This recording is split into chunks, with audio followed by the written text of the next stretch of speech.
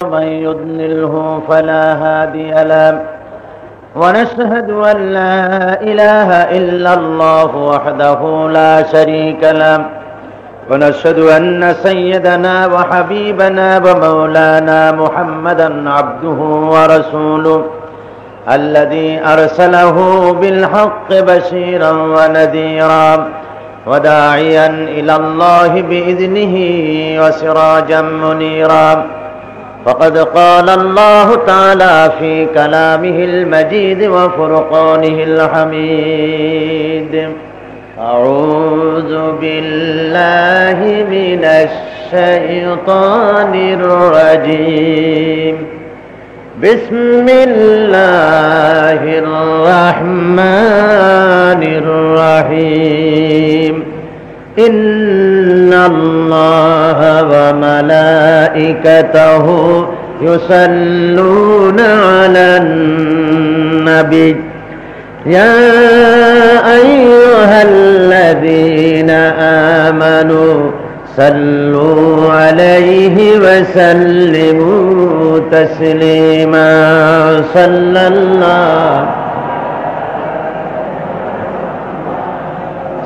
الله عليه صلى الله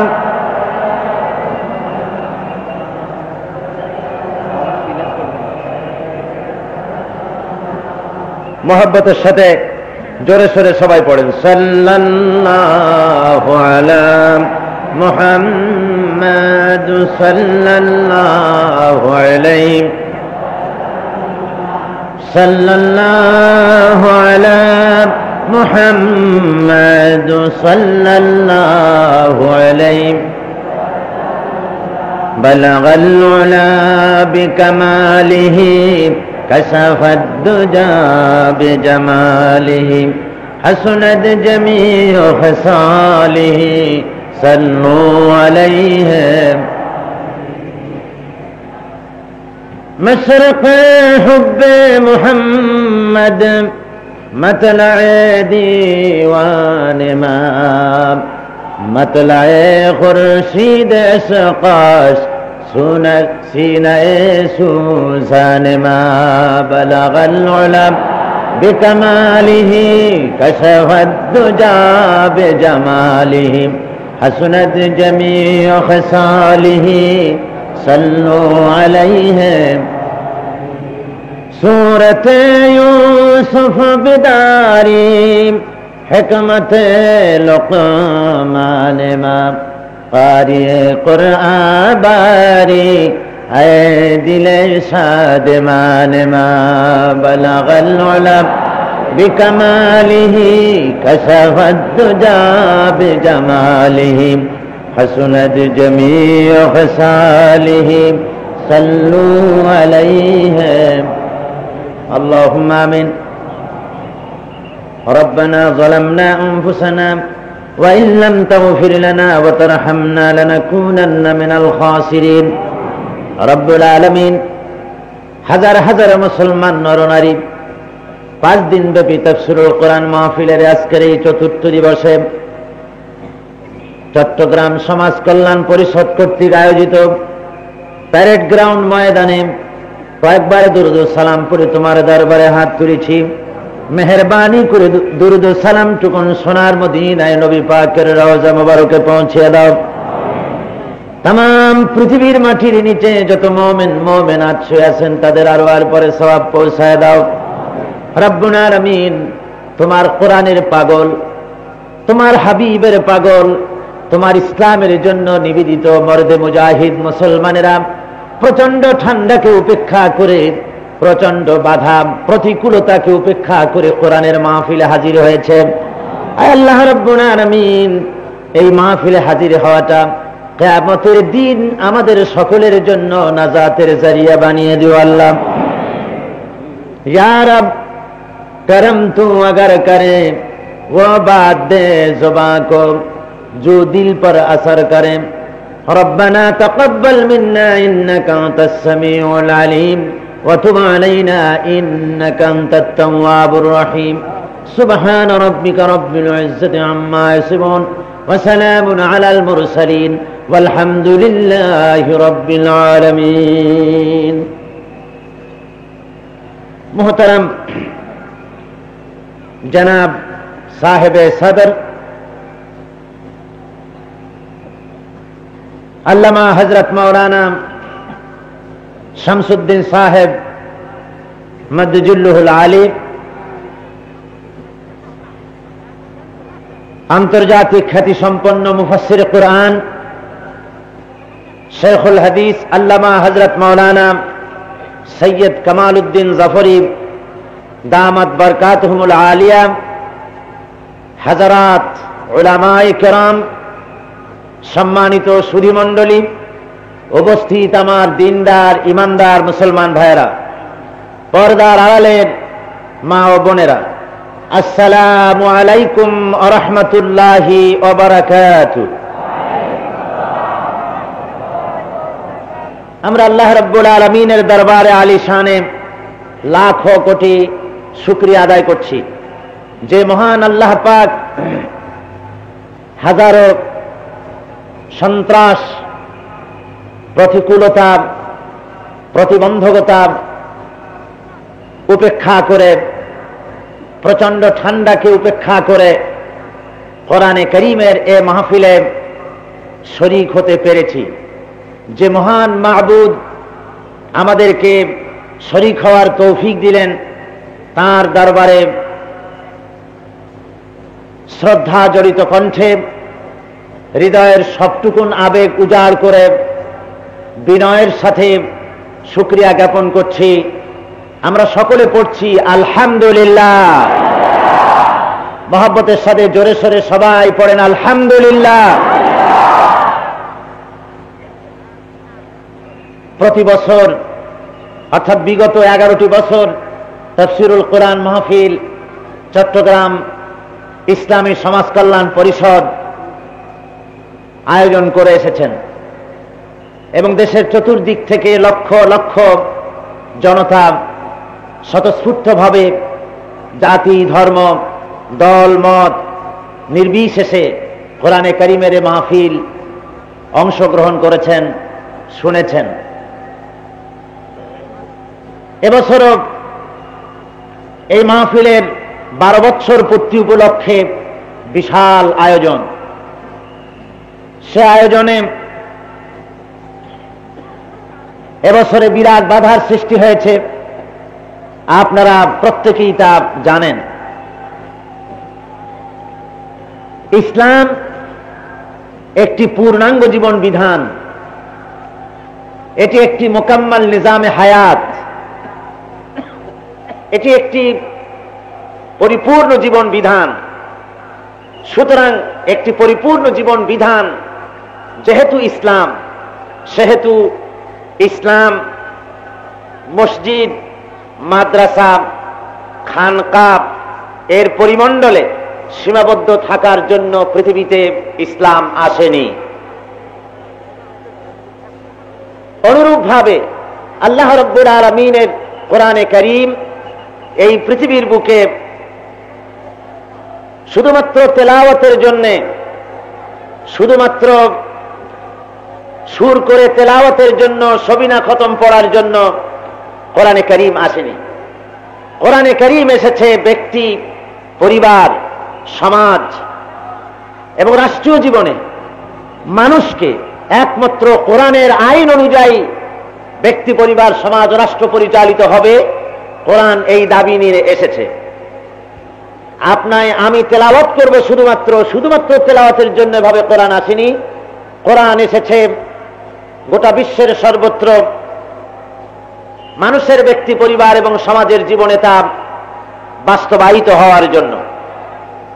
তাই আল্লাহর বিধান কোরআন এবং সুন্নাহ মোতাবেক রাষ্ট্র যদি পরিচালিত হয়, তাহলে সেই সমাজে নারী পায় তার পুরুষের সমান অধিকার এবং তার সতীত্বের গ্যারান্টি, তার ইজ্জত এবং সম্ভ্রমের গ্যারান্টি পায়। শ্রমিক শ্রমের ন্যায্য মূল্য পায়, কৃষক তার উৎপাদিত পণ্যের ন্যায্য মূল্য পায়। অমুসলিম নাগরিক বৃন্দ সম্পূর্ণভাবে সংখ্যাগরিষ্ঠ মুসলিমদের মতো নাগরিক অধিকার পায়। দেশের সমস্ত নাগরিক বৃন্দ তারা তাদের রক্ত এবং সম্পদের নিরাপত্তা লাভ করে ইসলাম যদি প্রতিষ্ঠিত হয়। সুতরাং কায়েমি স্বার্থবাদী শক্তি ইসলামের এই সুফল দিয়ে গোটা জনতা উপকৃত হোক, এটা তারা চায় না। আর যারা চায় না তারা হলো তিনটা শ্রেণীতে বিভক্ত। কয় শ্রেণী? তিন শ্রেণীর লোকেরা ইসলামকে, কোরআনকে, আল্লাহর বিধানকে, আকাশের প্রোগ্রাম, আসমানি প্রোগ্রাম, খোদাই বিধানের বিরোধিতা করেছে তিন শ্রেণীর লোকেরা। কয় শ্রেণী বলুন? এই তিন শ্রেণীর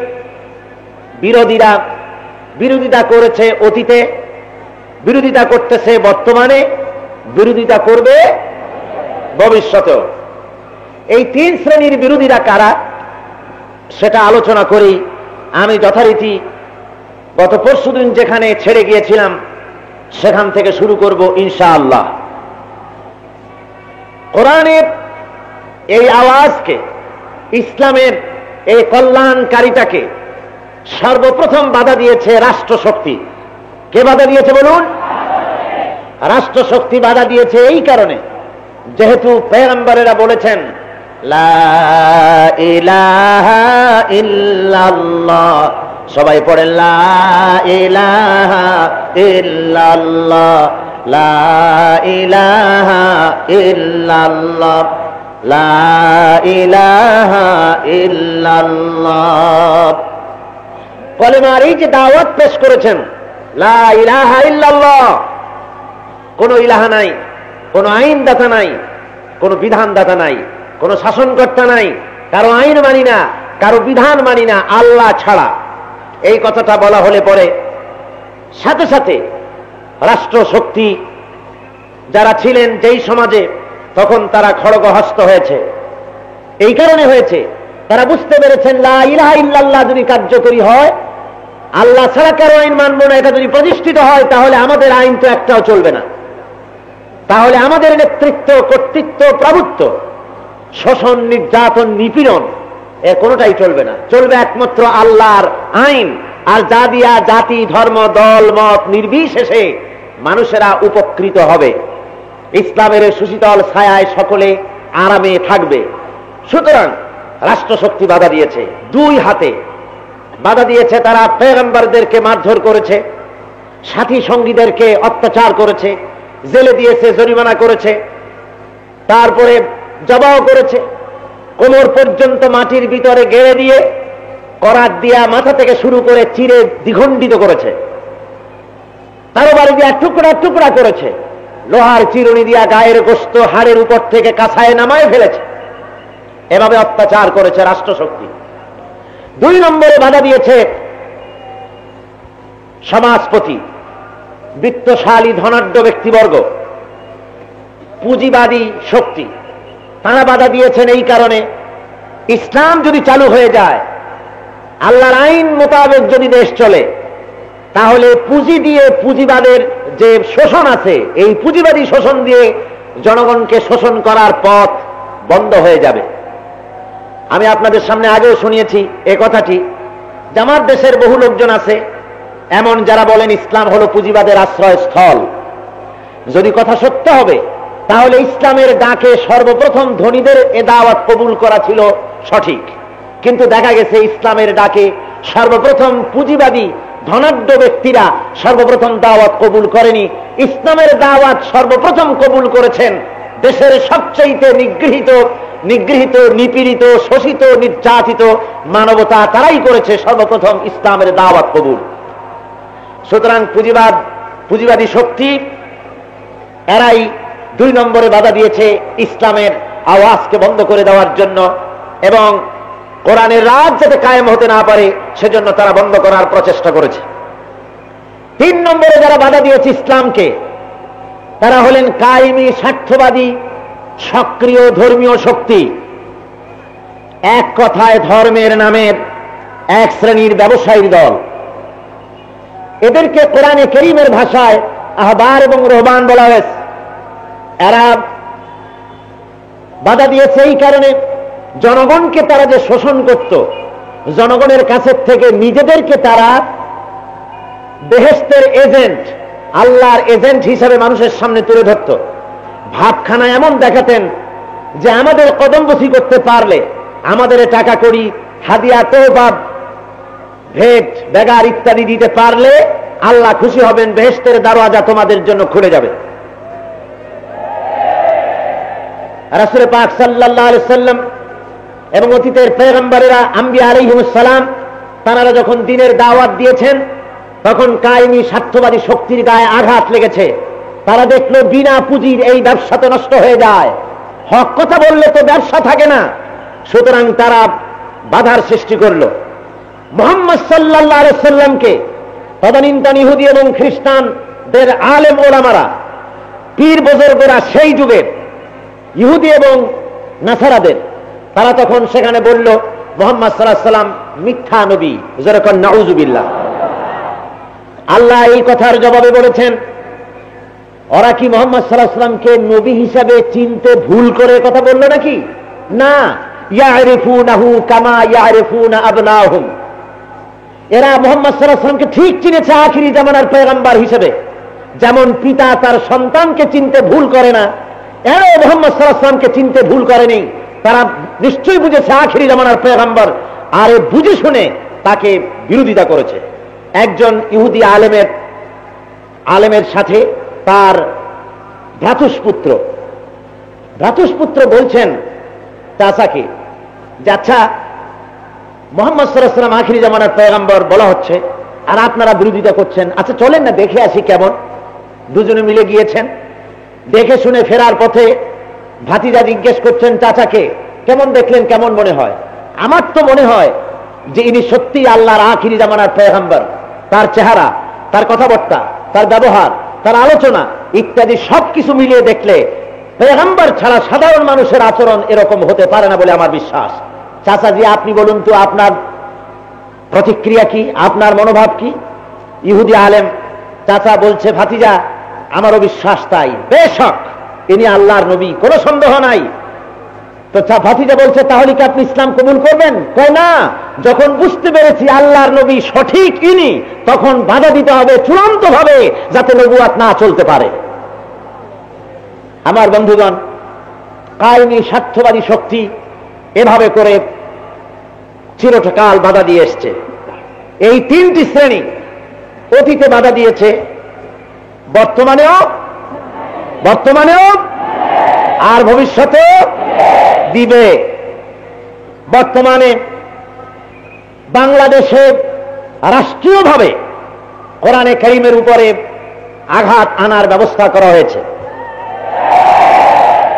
বন্ধুগণ, বাংলাদেশের স্বয়ং প্রেসিডেন্ট সাহেব কোরআনে কারীমের তাফসীরের মাহফিল বন্ধ করার যে ষড়যন্ত্র চলছে আজ দুই সপ্তাহ ধরে, এই ষড়যন্ত্রের মূল হোতা যে তিনি, তার রাজারবাগ পুলিশ লাইনের গত রাতের আগের রাতের বক্তৃতায় তার দিবালোকের মতো স্পষ্ট হয়ে গেছে দেশের কোটি কোটি জনতার সামনে।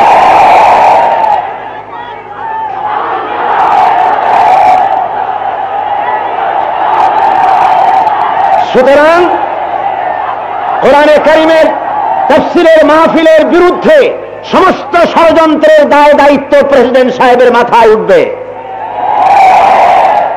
তিনি মুক্তিযোদ্ধাদের মাঠে নামিয়েছেন, তার প্রমাণ মুক্তিযোদ্ধারা নিজেরাই স্লোগান দিচ্ছেন যে রাষ্ট্রপতি এরশাদের নেতৃত্বে আন্দোলন করো একসাথে। সুতরাং আজকে তিনি এদের এক শ্রেণী, সব মুক্তিযোদ্ধা নিশ্চয়ই নয়, দেশপ্রেমিক মুক্তিযোদ্ধাদের সংখ্যা হাজার হাজার রয়েছে যারা কোরআনের তাফসীরকে ভালোবাসে, পছন্দ করে। ঠিক কিনা বলুন? সুতরাং আজকে এভাবে করে বাধার সৃষ্টি করা হচ্ছে, দেশব্যাপী আন্দোলন শুরু করা হয়েছে। কোরআন শরীফের আওয়াজকে বন্ধ করে দেওয়ার প্রচেষ্টা হচ্ছে। আমি যদি কিসসা কাহিনীর ওয়াজ করতাম, সুর দিয়ে দিয়ে শুধু কাঁদানো ওয়াজ করতাম, যদি শুধু পীর মুরিদি করতাম, আমার কোনো বাধা আসতো না। পীর মুরিদি করার জন্য আমার কাছে নিয়ম মতো আমার এখতিয়ার আছে পীর মুরিদি করার মতো। যেহেতু হযরতে সৈয়দ মাহমুদ মুস্তফা আল মাদানী রহমতুল্লাহ আলাইহি শহীদ, আল্লাহ তাকে জান্নাতুল ফেরদাউস নসিব করুন, তিনি নিজ হাতে আমাকে খেলাফতনামা লিখে দিয়েছেন। পীর মুরিদি আমি করতে পারি। আমি পীর মুরিদি করি নাই।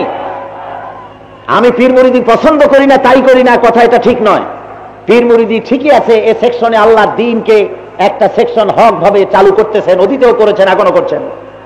কিন্তু আমি বেছে নিয়েছি সেই পথ, যে পথ রক্ত পিচ্ছিল, কণ্ঠকাকীর্ণ পথ, যে পথে সাহাবায়ে কেরাম রিদওয়ানুল্লাহ তাআলা আলাইহিম চলেছেন, যে পথে আম্বিয়া আলাইহিমুস সালাম চলেছেন, আল্লাহর দেওয়া বিধান কায়েমের পথ। শুধু কিসসা কাহিনীর ওয়াজ যদি করতাম, বাধা আসতো না। আজকে যারাই কোরআন শরীফের সঠিক ব্যাখ্যা পেশ করবেন, যারাই কোরআনের অর্থনীতি, সমাজনীতি, রাজনীতির আলোচনা করবেন, বাধা তাদেরকে দেওয়া হবে। আর যদি এর থেকে বিকল্প পথ কেউ ধরেন, বাঁকা পথ, সহনশীলতার পথ, তাহলে বাধা কোনোদিন আসবে না। আজকে নারীদেরকে আমার বিরুদ্ধে মাঝে নামানো হয়েছে, আজকের পত্রিকায় দেখা গেল। এদেশে নারীদের সমান অধিকারের কথা আমার হাজার হাজার ক্যাসেট সাক্ষী, লক্ষ লক্ষ শ্রোতা সাক্ষী। নারীদের যৌতুক নেওয়ার বিরুদ্ধে কথা বলেছি, নারীদেরকে অধিকার দেওয়ার কথা বলেছি, নারী প্রগতির নামে নারীকে রাস্তায় নামিয়ে তার ইজ্জতকে লুণ্ঠনের বিরুদ্ধে আমি কথা বলেছি। আমার বিরুদ্ধে সাম্প্রদায়িকতার কথা বলা হয়। সাম্প্রদায়িকতার বীজবপ্প আমি ছড়াইনি, বরং সাম্প্রদায়িক সম্প্রীতির কথা মানুষের সামনে তুলে ধরেছি, দেশে এবং বিদেশে। যার ফলে এ পর্যন্ত দেশে এবং বিদেশে আমার হাতে কোরআনে কারীমের তাফসীর শোনার ফলে 200-এর উপরে অমুসলিমরা ইসলাম কবুল করেছেন।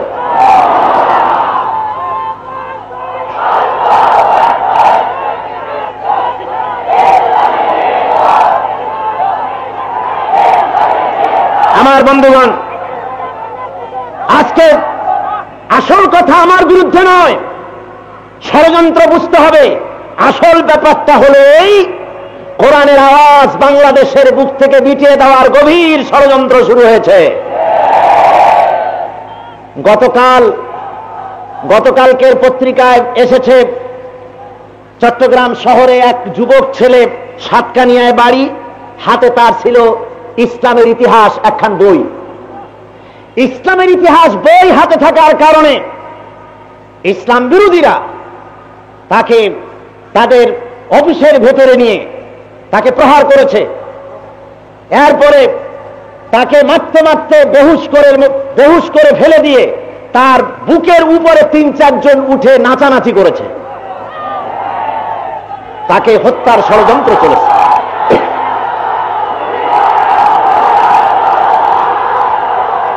এবং আজ শুনুন, আজকে তারা যে মিছিল করেছে, সে মিছিলের স্লোগান ছিল মসজিদে তালা লাগাও। আমি জিজ্ঞাসা করতে চাই মুসলমানেরা, আমি জিজ্ঞাসা করতে চাই, বাংলাদেশে মসজিদে তালা লাগবে, মাদ্রাসায় তালা লাগবে, গোটা 2-4-500 ছোকরারা মিছিল করবে, আর কোরআন বন্ধ হবে, তালা লাগবে, তা কি তোমরা সহ্য করবে?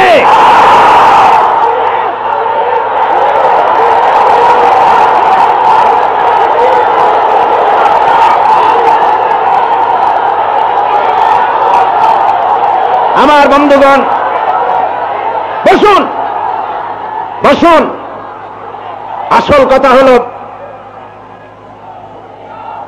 কথা হলো যেহেতু কোরআনে কারীমের তাফসীরের মাহফিলে আমি আলোচনা করি তুলনামূলকভাবে, যারা আজকে বলেন আমি অপব্যাখ্যা করছি কোরআন শরীফের, বিগত 11 বছর অন্যান্য জায়গা বাদ দিলাম, চিটাগংয়ে 11 বছর মাহফিল করেছি, তাফসীর করেছি। হাত উঠায় আমি মানুষকে দেখাইছি, হাজার হাজার লক্ষ লক্ষ মুসলমানের ভিতরে হাজার হাজার আলিম মাহফিলে শরীক হন। গুটি কতক আলিমরা কি বললেন, আর তাই তাফসীর করা বন্ধ করব মনে করেছেন নাকি? আমি কোরআন শরীফের তাফসীর রুহুল মাআনি তাফসিরে জালালাইন, তাফসিরে বাইজাবি, তাদাব্বুরুল কোরআন, তাফহিমুল কোরআন, ফি জিলালিল কোরআন, এমনি করে অন্তত 12-14 খানা তাফসির স্টাডি করে মানুষের সামনে বক্তব্য তুলে ধরি। তারপরেও আমি মানুষ, বলার মধ্যে যদি কোনো ভুল হয় তাহলে শুধুমাত্র বেদাতপন্থী, সুন্নতের নামে বেদাতপন্থী কয়েকজন আলেমের বক্তব্যে তাফসির বন্ধ হয়ে যাবে এটা মনে করলে বোকার স্বর্গে বাস করবেন। বিগত 11 বছরের তাফসিরের রেকর্ড আছে, শুনুন। আমি গভর্নমেন্টকে বলবো, তাফসিরে অপব্যাখ্যা হচ্ছে একথা বলার ধৃষ্টতা কেউ করবেন না। কোরআন শরীফের তাফসিরে বিগত 11 বছরের ক্যাসেট জমা আছে।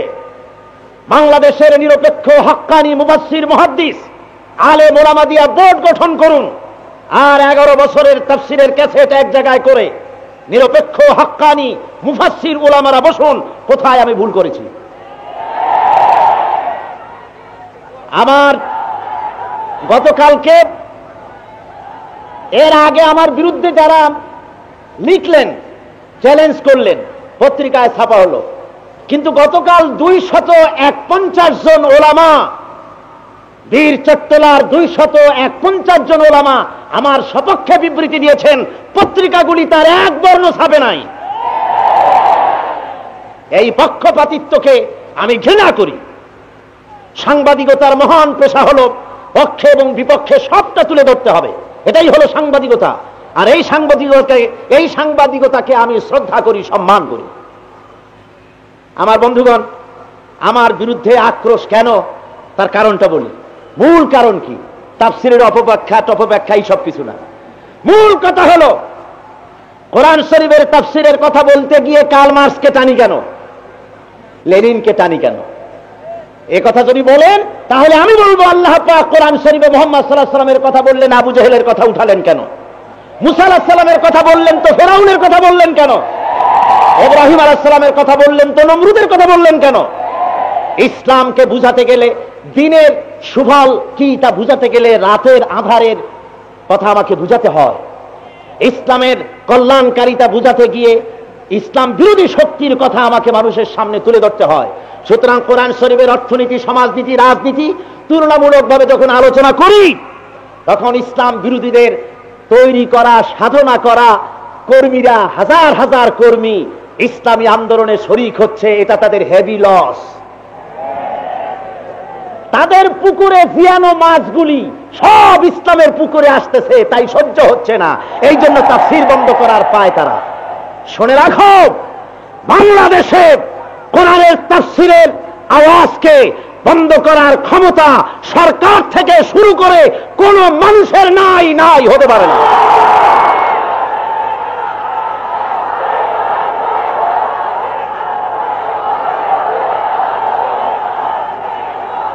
আমার ভাইয়েরা, আপনারা শুনে রাখুন, এই কোরআন শরীফ আমার হাতে, আল্লাহর কসম, সাইদির কলিজার ভিতরে তার সন্তানের মায়া ততখানি নাই, তার স্ত্রীর মায়া ততখানি নাই যতখানি মহব্বত কোরআনের জন্য। আল্লাহর কসম, আমি এই কোরআনের জন্য আমি আমার জীবনকে ওয়াকফ করেছি। আমাকে যদি গভর্নমেন্ট অ্যারেস্ট করে, আমাকে যদি ইসলাম বিরোধীরা শহীদ করে, ইসলামী আন্দোলন তোমরা বন্ধ করে দেবে নাকি? আমার তাফসীরের মাহফিল বন্ধ হবে, মাওলানা কামাল উদ্দিন জাফরি আলোচনা করবেন, মাওলানা আবুল কালাম আজাদ করবেন, মাওলানা লুৎফুর রহমান করবেন। এ ধরনের আল্লাহর মেহেরবানি শত শত আলেম জন্ম হয়েছে বাংলার মাটিতে ইনশাআল্লাহ।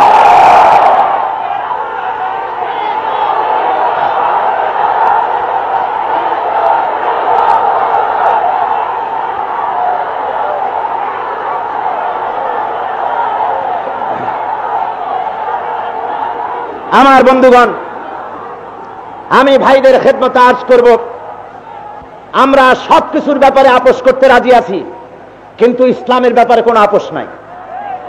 ঠিক কিনা কোন? কোনো আপোষ নাই। আমাদের জান যেতে পারে, জানের মহব্বত আদৌ নাই। আমরা হযরত ওমর রাদিয়াল্লাহু তাআলা আনহু রোমক সম্রাটকে বলেছিলেন, হয় ইসলাম কবুল করো, আর না হয় ইসলামের করদ্রাজ্যে পরিণত হয়ে যাও। এ দুটোর একটাও যদি না করো, তাহলে মনে রেখে দিও এমন এক বাহিনী পাঠানো হবে তোমার বিরুদ্ধে। তোমার বাহিনী জীবনটাকে যত ভালোবাসে, দুনিয়ায় বেঁচে থাকতে তত ভালোবাসে, আমার বাহিনী মৃত্যুকে এর চাইতে। ও রাস্তায় যদি আল্লাহ জানটা নিয়ে নেন, খুশি হব। এখন আল্লাহর ফয়সালা অর্থ করে দিয়েছি, গোলাম তার সামনে নিজেকে নিবেদন করেছেন। আল্লাহ ইচ্ছে করলে পথের গাজী করতে পারে, ইচ্ছে করলে শহীদ করতে পারেন, তারই ইচ্ছা। আমার বন্ধুগণ, এই পর্যন্ত ভূমিকা রেখে ইসলামী আন্দোলনের এই গণজোয়ার চলবে, এটা বন্ধ হবে না। কোরআন শরীফের তাফসীর চলবে, বন্ধ হবে না ইনশাআল্লাহ। যত মিছিল হোক, যত আন্দোলন হোক, আর যাই করা হোক, স্বয়ং প্রেসিডেন্ট থেকে শুরু করে সব যদি একত্রিত হয়ে নামে, আমরা জীবন দিতে নামবো। ওদের কাছে অস্ত্র আছে, আমাদের কাছে জীবন আছে, আমরা জীবন দিয়ে মোকাবেলা করব। আমাদের সাহায্যকারী হলেন আল্লাহ রাব্বুল আলামিন।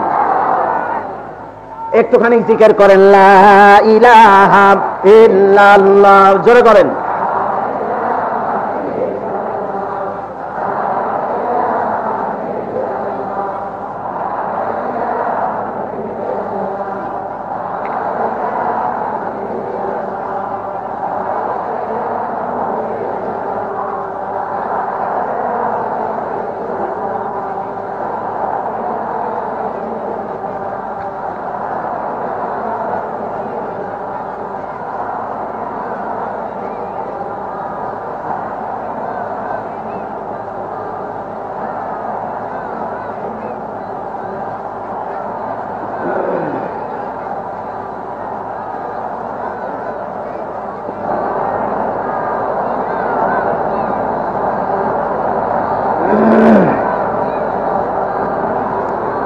লা ইলাহা ইল্লাল্লাহ মুহাম্মাদুর রাসূলুল্লাহ। আমার বন্ধুগণ, কোরআনে কারীমের সূরা আল বাকারা দ্বিতীয় পারা 22 রুকু থেকে আলোচনা হচ্ছিল। আজকেও আলোচনা করতে গিয়ে আসুন আমরা শয়তানের ওয়াসওয়াসা থেকে আল্লাহর কাছে পানাহ চেয়ে নিই। সবাই পড়েন, আউযু বিল্লাহি মিনাশ শাইতানির রাজীম, বিসমিল্লাহির রাহমানির রাহিম। বিতাড়িত মরদুদ শয়তানের ওয়াসওয়াসা থেকে পানাহ চাই মহান আল্লাহ রাব্বুল আলামিনের কাছে, এবং পরম করুণাময় আল্লাহ রাব্বুল আলামিনের নামে শুরু হচ্ছে। লাইসাল বিররা আন তুওয়াল্লু বুজুহাকুম কিবালাল মাশরিকি ওয়াল মাগরিব ওয়ালাকিন্নাল বিররা মান আমানা বিল্লাহি ওয়াল ইয়াউমিল আখির ওয়াল والملائكة والكتاب والنبيين صدق الله العظيم। কোরআনে কারীমের দ্বিতীয় পারার সূরা আল বাকারার এই রুকুটি আমি আপনাদের সামনে আলোচনা করেছিলাম। আল্লাহ রাব্বুল আলামিন বলছেন যে পূর্ব এবং পশ্চিমে মাথা ঘুরানোটাই এটাই নেককার এবং পুণ্যবান হওয়ার জন্য ব্যাপার নয়, বরং পুণ্যবান হতে হলে, নেককার হতে হলে, সত্যিকারের মুমিন হতে হলে ওয়ালাকিন্নাল বিররা মান আমানা বিল্লাহ, আল্লাহর প্রতি ঈমান আনতে হবে, ঈমান বিল্লাহ মজবুত হতে হবে। আল্লাহ রাব্বুল আলামিনকে খালেক, মালিক, রাজ্জাক, হায়াত ও মওতের একমাত্র মালিক হিসেবে তাকে কবুল করে নিতে হবে। এ কথা আমি আলোচনা করেছিলাম, ঈমান বিল্লাহর কথা বলেছি। আপনাদের কি মনে আছে মুত্তাকি এবং সঠিক মুত্তাকি এবং ঈমানের দাবিতে সত্যবাদী হওয়ার জন্য মূল কটি পয়েন্টের কথা এখানে আল্লাহ বলেছেন? 10টি। সে 10টির একটি আমি আপনাদের সামনে বলেছিলাম, সেটা হলো ঈমান বিল্লাহ। তো আসলে ঈমান বিল্লাহ তো এত লম্বা কথা, যা বলতে গেলে শুধু ঈমান বিল্লাহর উপরে 2-4 দিন আলোচনা করা যেতে পারে। তবু মৌলিক কিছু কথা ওই দিন আমি আপনাদের সামনে তুলে ধরেছিলাম। ঈমান বিল্লাহ হতে হলে, পরিপক্কভাবে হতে গেলে নিফাক বাদ দিতে হবে, অর্থাৎ মুনাফিকি ছেড়ে দিতে হবে। মনের বিশ্বাস, মুখের কথা এবং মনের বিশ্বাস এর বহিঃপ্রকাশ ঘটাতে হবে আমলের মাধ্যমে, তাহলে ঈমান বিল্লাহ সঠিক হবে। এরপরে ঈমান বিল্লাহর পরে 2 নম্বর যে কথাটি বলা হয়েছে সেটা হলো আখিরাতের উপরে, পরকালের উপর বিশ্বাস স্থাপন করা। আর পরকালের উপরে বিশ্বাস স্থাপন করা এটা অত্যন্ত গুরুত্বপূর্ণ। আল্লাহর উপরে ঈমান আনার পরেই, আর কোনো কথা বলা হয় নাই, আল্লাহর পরেই কিসের উপর বিশ্বাস? পরকাল। যেহেতু তাওহীদের পরে পরকালের বিশ্বাস যদি না হয়, পরকালীন জীবনের উপরে বিশ্বাস না হলে মানুষের চরিত্র কিছুতেই ভালো হতে পারে না। মানুষ দায়িত্ববান জীবন যাপন করতে পারে না।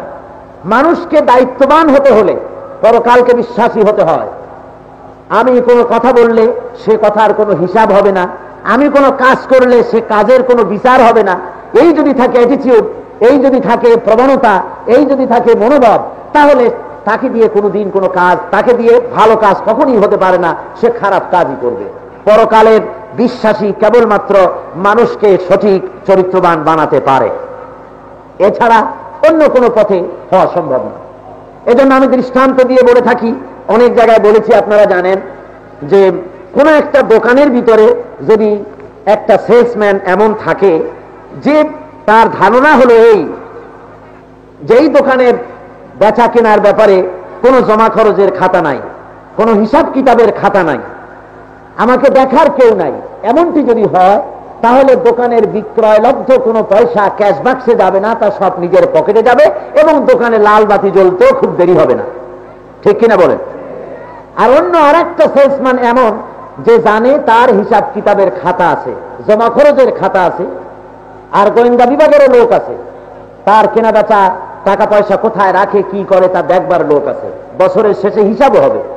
তাহলে ওই ব্যক্তি বিক্রয়লব্ধ পয়সা কখনো পকেটে রাখতে পারবে না, হিসাবের ভয়তে, যেহেতু হিসাব দেওয়া লাগবে। ঠিক কিনা বল? সুতরাং পরকালে বিশ্বাসী এবং অবিশ্বাসী এই 2 শ্রেণীর লোকদের মধ্যে এই হলো পার্থক্য। পরকালে যে বিশ্বাস করে না সে দায়িত্বহীন কথা বলে, পরকালে যে বিশ্বাস করে না সে দায়িত্বহীন কাজ করে, পরকালে যে বিশ্বাস করে না সে না পারে হেন কাজ নাই, সব করতে পারে। আর পরকালে যে বিশ্বাস করে সে প্রত্যেকটি কথা মেপে মেপে বলবে, যেহেতু এই কথাগুলির হিসাব হবে। সে মেপে মেপে কাজ করবে, যেহেতু প্রত্যেকটি কাজের বিচার হবে কিয়ামতের ময়দানে। এই জন্য সে খুব হিসাব কিতাব করে চলবে। তাই পরকালের বিশ্বাস তাওহীদের পরে আখিরাতের গুরুত্ব কোরআনে কারীমের মধ্যে বেশি পরিমাণে দেওয়া হয়েছে। এমনকি এই কোরআন শরীফের ভিতরে আখিরাতের ব্যাপারে যত কথা বলা হয়েছে, সমস্ত কথাগুলি যদি এক করা হয় পরকালের জীবন সম্পর্কে, তাহলে কোরআন শরীফের 1/3 অন্তত 10 পারার সমান হতে পারে। সুবহানাল্লাহ বিহামদিহি। কিন্তু এই পরকালকে তদানীন্তন সমাজের যখন রাসূল পাক সাল্লাল্লাহু আলাইহি ওয়াসাল্লাম মানুষের কাছে পরকালীন জীবনের কথা বলতেন, যে কিয়ামত হবে, এই জীবনের পরে আরেকটা জীবন আসবে, হিসাব হবে, তখন ওরা বিশ্বাস করতে চাইতো না, ওরা বিশ্বাস করত না, ওরা এটাকে হাসি তামাশার বিষয়বস্তু বলে মনে করত। কোরআনে কারীমে সেই কথাগুলিকে তুলে ধরেছে আল্লাহ রাব্বুল আলামিন, যে সেই সমাজের কাফেরেরা, সেই সমাজের লোকেরা কি ধরনের প্রশ্ন করত এই পরকাল সম্পর্কে। তারা বলতো, وقالوا أإذا ضللنا في الأرض أإنا لفي خلق جديد। তারা বলতো যে আমরা যখন মাটিতে গলে যাব, মাটিতে যখন আমাদের গোশত হাড্ডি যখন মিশে যাবে, তখন আবার নতুন করে নাকি আমাদের জীবিত করা হবে।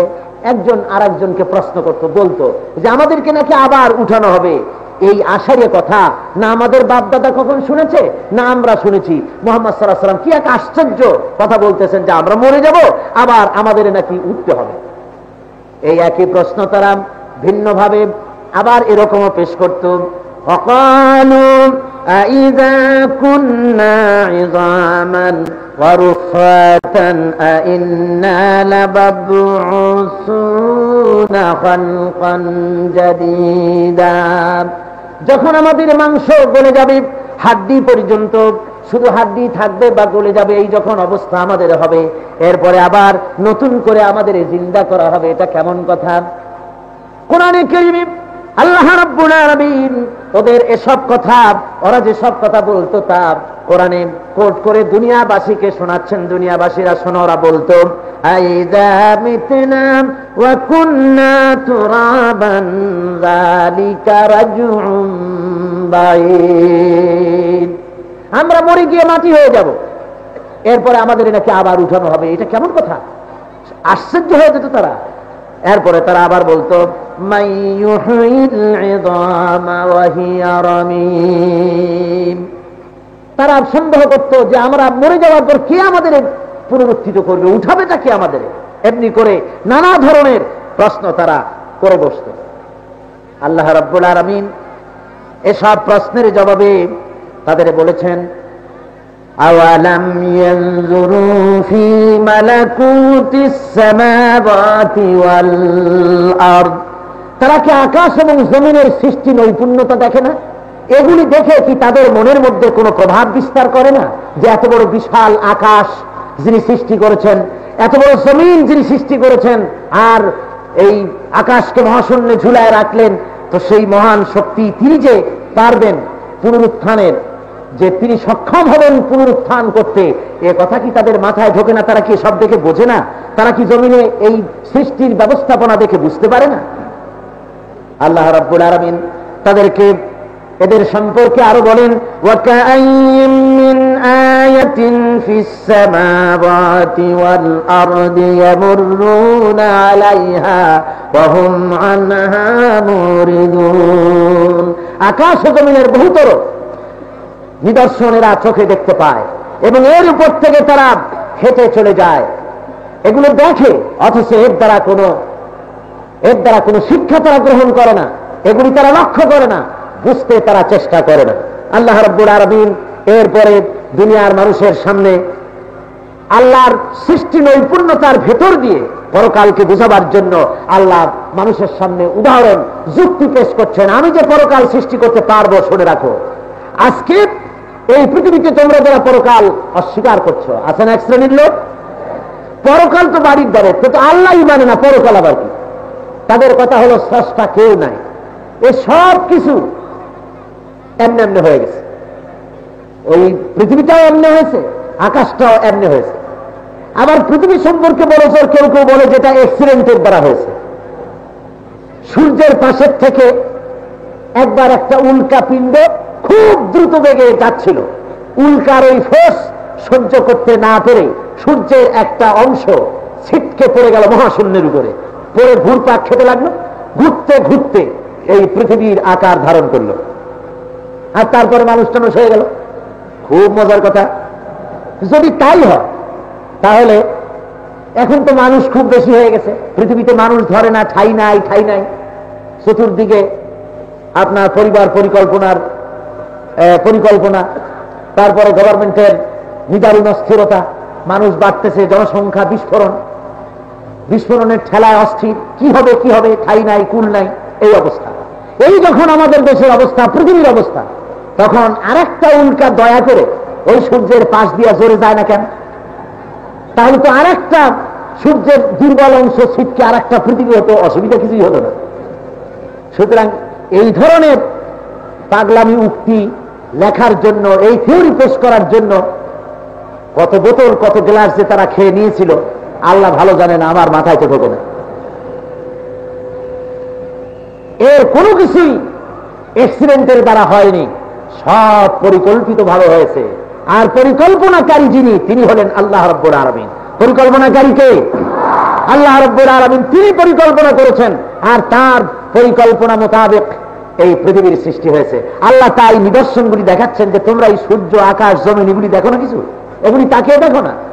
আল্লাহুল্লাযী রাফা'আস সামাওয়াতি বিগাইরি আমাদিন তারাউনাহা সুম্মা ইসতাওয়া আলাল আরশ।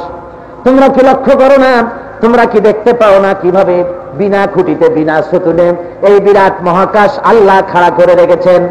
এরপরে চন্দ্র সূর্য পরিচালিত হচ্ছে। ওয়াসাখখারাশ শামসা ওয়াল কামারা কুল্লুন ইয়াজরি লিআজালিন মুসাম্মা। চন্দ্র সূর্য আপন আপন কক্ষপথে সব ঘুরে বেড়াতেছে, এগুলি দেখেও কি তোমরা কিছুই বুঝতে পারো না আল্লাহ রাব্বুল আলামিন কিভাবে এই সব কিছুকে তৈরি করেছেন?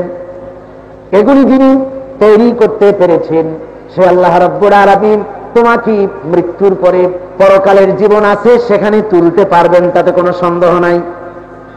মহান আল্লাহ রাব্বুল আলামিন আরো যুক্তি দিয়ে মানুষকে বুঝাচ্ছেন, হে পৃথিবীর মানুষেরা তোমরা লক্ষ্য করো, আল্লাহুল্লাযী আরসালার রিয়াহা ফাতুসিরু সাহাবা ফাসুকনাহু ইলা বালাদিন মাইয়িতিন ফাআহইয়ানা বিহিল আরদা বা'দা মাউতিহা কাযালিকান নুশুর।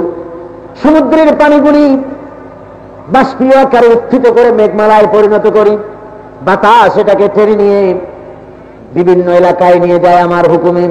পানি বর্ষণ করতে বলি, বৃষ্টির পানি বর্ষিত হয়ে যায়। আমার এই বৃষ্টির পানিতে ফাআহইয়ানা বিহিল আরদা বা'দা মাউতিহা, বৃষ্টির পানিতে মরা জমিন জিন্দা হয়ে যায়। চৈত্র মাসের বৈশাখ মাসের কাঠ ফাটা রোদে যখন জমিন চৌচির হয়ে যায়, ওই চৌচির ফাটা জমিনে ফসল তুমি ফলাতে পারতে না। তুমি কত পানি দিয়ে সেই জমিনে তুমি ফসল ফলাতে পারো? আমি যদি বৃষ্টি না দেই কেমনে তুমি পানি দিয়া মাটি ভিজাবে? ইথিওপিয়া 12 বছর পর্যন্ত পানি নাই, বৃষ্টি হয় না, জমিন ফেটে গিয়েছে। দক্ষিণ আফ্রিকাও তাই হয়েছে, বছরের পর বছর বৃষ্টি হয় না, জমিনে কোনো ফসল নাই, মানুষ না খেয়ে মরছে। কেউ যদি মনে মনে কথা চিন্তা করে যে আল্লাহ রাব্বুল আলামিন যদি পানি বৃষ্টির আকারে না দেয় তাহলে অসুবিধাটা কি? আমি সমুদ্র থেকে পানি তুলে নেব, নদী থেকে উঠাবো, খাল থেকে উঠাবো, নালা থেকে উঠাবো, মাটির তলদেশ থেকে পানি তুলবো, আমার অসুবিধা নাই। আল্লাহ রাব্বুল আলামিন এর জবাব দিয়েছেন কোরআনে কারীমের মধ্যে, কুল আরাইতুম ইন আসবাহা মাউকুম গাওরান ফামান ইয়াতিকুম বিমাইন মাইন। বলো দেখি, সবে শুকাইয়া যদি যায় এই জমিনের মাটি, এই জমিনের পানি, তাহলে বলো দেখি, সবে শুকাইয়া যদি যায় এই জমিনের পানি, তাহলে হেথায় তটনির ধারা কে দিবে সবারে আনি? আমি যদি পানি শুকায় দেই, সমুদ্রে যদি পানি না থাকে, দরিয়ায় যদি না থাকে, পুকুরে যদি না থাকে, খালে দিলে নালায় যদি না থাকে, মাটির পরতে পরতে যে পানি আছে তা যদি আমি শুকায় দেই, আমি আল্লাহ ছাড়া এমন কোন প্রভু তোমার আছে যে নতুন করে মরা গাঙ্গে পানির বান ডেকে দিতে পারে? আছে কেউ? কেউ নাই। সুতরাং আমি আকাশ থেকে পানি বর্ষণ করে দিয়ে মরা জমিনকে জিন্দা করে দেই, আর সেই মরা জমিন জিন্দা হয়ে যায়, ফসল ধারণের জন্য প্রস্তুতি নেয়। এই সব জিনিসগুলি দিয়ে তুমি কি বুঝতে পারো না যে আমি রব্বুল আলামিন তোমারে জিন্দা বানাতে পারবো? আল্লাহ রব্বুল আলামিন পরকালে বুঝ দেওয়ার জন্য মানুষকে কোরআনে কারিমে কত কথা বলেছেন। আল্লাহ লাঠি মারার বন্দোবস্ত করেন নাই। কি বলেন? লাঠি মারার বন্দোবস্ত করছেন? নবীকে কথা বলেন নাই, হে নবী, যদি আমার তাওহীদ রিসালাত আখিরাত লোকেরা না মানে পিটাইয়া মাথা ভাঙ্গে দাও, বলছেন এরকম? বলেছেন? বলেন নাই। আল্লাহ বলেছেন, ইন্নামা আনতা মুযাক্কিরুন লাস্তা আলাইহিম বিমুসাইতির। হে নবী, আপনি একজন উপদেশক, আপনি দাওয়াত দিয়ে যান, উপদেশ দিয়ে যান, আপনাকে দারোগা বানাই নাই লাঠি চার্জ করার জন্য। ইসলামের কাছে যদি এই অর্ডার থাকতো, মিয়া সাহেব, আমাদের বলা হয় সন্ত্রাসী, মুসলমানদেরও বলা হয় যারা ইসলামী আন্দোলন করে তাদের কয় সন্ত্রাসবাদ, তারা সন্ত্রাস সৃষ্টি করেছে, বলে না? বলে না ওরা? আরে বেচারা, সন্ত্রাসবাদী যদি এরা হতো চট্টগ্রামের রাজপথে মিছিল করতে পারতে না তোমরা, ঠিক কিনা বলে? গভর্নমেন্ট যদি আপনাদের সরকারে যারা আছেন, প্রেসিডেন্ট থেকে শুরু করে মন্ত্রী পরিষদ পর্যন্ত সবাইকে তাফসীরের মাহফিলের কমিটির পক্ষ থেকে উদাত্ত আহ্বান জানাই, আপনারা মাহফিলের মঞ্চে আসেন, এসে দেখেন রাস্তায় মিছিল করে কয়টা ছোকরা, আর তাফসীরের মাহফিলে কারা আছে, কত আছে, চোখ দিয়ে দেখেন। মুসলমানদের কাছে যদি সহনশীলতা না থাকতো, কোরআন শরীফের তাফসীরের মাহফিলের বিরুদ্ধে মিছিল করে ঘরে যাওয়া সম্ভব হতো? যারা বলেন সম্ভব হতো? হতো না। ইসলাম সন্ত্রাসে বিশ্বাস করে না, অস্ত্রবাদীতে বিশ্বাস করে না। যেরকম সুবহানাল্লাহ। সব সময় আমরা ধৈর্য ধরার কথা বলি, ঠিক না? সব সময় বলি, সেদিনও বলেছি, আজও বলেছি, ধৈর্য ধরুন, ধৈর্য নেওয়া ফলবে। আর আল্লাহ ধৈর্যধারীদের সাথে থাকেন। যেরকম সুবহানাল্লাহ। সেই জন্য আল্লাহ রাব্বুল আলামিন সাফ করে বলছেন, যুক্তি দিয়ে বুঝান, মারামারির কাজ না। আর যুক্তিতে যারা আজকে মিছিল করছে, পয়সার বিনিময়, পারমিটের বিনিময়, লাইসেন্স পাওয়ার লোভে এই মিছিল হচ্ছে, ঠিক কিনা বলেন? আর মিছিলে কারা থাকে বলবো না এখন, কারা করতেছে, কি করতেছে আমাদের কাছে খবর আছে, আমরাও চুপ করে বসে থাকি না। সুতরাং সব কথাই জানি, বৃহত্তর স্বার্থের কাছে বলি না। আমরা বলতে চাই যে সহনশীলতা সবচাইতে আমাদের বুকের মধ্যে বেশি, ধৈর্য আমাদের মধ্যে বেশি। আলহামদুলিল্লাহ পড়ে, আলহামদুলিল্লাহ, আরো বলেন করে আলহামদুলিল্লাহ। ওরা জনগণের ভাষার কথা বলে, আশ্চর্য কথা, জনগণ সহ্য করবে না, বলে না? তাফসীর মাহফিল জনগণ সহ্য করবে না। আরে ইয়ারা, তোমাদের এই 4-5 জন ছোকরা জনগণ, যার জনগণ এই মাহফিলে বসে আছে, কারা জনগণ? মাহফিলে আসো, দেখো কারা বেশি। আর কয় জনগণকে বোকা বানাচ্ছে, মনে হয় ওরাই সবচেয়ে ধূর্ত চালাক, আর এই জনগণ সব বোকা। এখানে মাহফিলে যারা আছে সব বোকা, এদের যা কওয়া যায় তাই বোঝে। তোমাদের পড়াতে পারে, তোমরা যারা মিছিল করছো, তোমাদের আরো 10 বছর পড়াতে পারে, তোমাদের আরো কয়েক বছর চালাতে পারে। এ ধরনের শিক্ষক, এ ধরনের বুদ্ধিজীবী, এ ধরনের মুক্তিযোদ্ধা, এ ধরনের ছাত্র শিক্ষক, এ ধরনের আলেম বুজুর্গ মাহফিলের মধ্যে আসে। ফালতু লোকেরা আসে না মাহফিলে, সব উন্নত মানের চরিত্রবান দিনদার লোকেরা তাফসীর শুনতে আসে। ধরে বলেন ঠিক কিনা? ধরে বলেন ঠিক কিনা? সুতরাং তোমাদের দাওয়াত করছি, তোমাদের বিরুদ্ধে আমি প্রথম দিনও বলেছি, তোমাদের বিরুদ্ধে কোনো ক্ষোভ নাই, এ বুকে কোনো প্রতিহিংসার আগুন নাই, আছে শুধু দরদ, মুহাব্বত, ভালোবাসা। ফিরে আসো কোরআনের দিকে, ফিরে আসো ইসলামের দিকে। দেখো কি উদারতা নিয়ে কোরআন দাওয়াত দিচ্ছে, কি উদারতা নিয়ে ইসলাম দাওয়াত দিচ্ছে। আল্লাহ রাব্বুল আলামিন বলেন, নবীজি, হে নবী, আপনি মানুষকে কোরআন দিয়ে, যুক্তি দিয়ে মানুষদেরকে বুঝান। লাঠি মারার জন্য পাঠানো হয়নি, তাই ইসলাম লাঠি দিয়ে আসে নাই, ইসলাম তরবারি দিয়ে আসে নাই, ইসলাম এসেছে উদারতা দিয়ে। জোরে বলেন সুবহানাল্লাহ। ওদের চরিত্র হলো, ওরা নিজেরা মানুষ হত্যা করে অন্যের মাথার উপরে তা চাপায় দেয়, ঠিক কিনা বলে? এবং একটা লাশ চায়, লাশের রাজনীতি খুব রমরমা, খুবই গরম। একটা লাশ পেলে তাই নিয়ে মিছিল করতে বহুত সুবিধা। এই জন্য নিজেদের পকেটে, নিজেদের থলিতে রাখা বিস্ফোরক বিস্ফোরিত হয়ে মারা গেছে, একথা সাংবাদিকদের মধ্য থেকে অনেকে বলেছে। আর সেইটাকে উদর পিণ্ডি দুধের ঘাড়ে চাপিয়ে দেওয়ার নীতি অবলম্বন করা হচ্ছে। আজীব তামাশা আমার বন্ধুগণ। সুতরাং ওরা ওদের চাল চালতে থাকুক, আর আল্লাহ রাব্বুল আলামিন ঠিক তার টার্গেটে, তার কোরআনকে, তার দ্বীনকে, তার ইসলামকে, তার ইসলামী আন্দোলনকে আল্লাহ পৌঁছে দেবেন। যেরকম আমিন। আমার বন্ধুগণ, প্রতিপক্ষ আমাকে বলেছেন যে এই দক্ষিণ দিকে মানুষের ভীষণ চাপ হচ্ছে, প্রেসার সৃষ্টি হয়েছে। আপনাদের বলি নাই মাথা উঁচু করে দেখার জন্য, আপনারা বসেন। তো যারা দাঁড়িয়ে আছেন, বসার জায়গা পাচ্ছেন না এবং রাস্তায় ভীষণ রকমের চাপ সৃষ্টি হয়েছে, আমি সেজন্য বলবো যে আপনারা শীত তো আছে খুব, একটু চেপে চেপে যদি বসেন, তো ওই ভাইরা যারা দাঁড়াতেও পারতেছেন না চাপের ঠেলায়, ওরা আপনাদের মধ্যে একটু ঢুকবার সুযোগ পাবে। আপনারা একটু মঞ্চের দিকে এই মাহফিলের প্যান্ডেলের মধ্যে একটু চেপে চেপে বসুন তো। সবাইকে আমি অনুরোধ করছি, সবাই চাপেন, দাঁড়ানো অবস্থায় নয়, বসা অবস্থায় চেপে আসেন আর মহব্বতের সাথে জিকির করেন লা ইলাহা ইল্লাল্লাহ।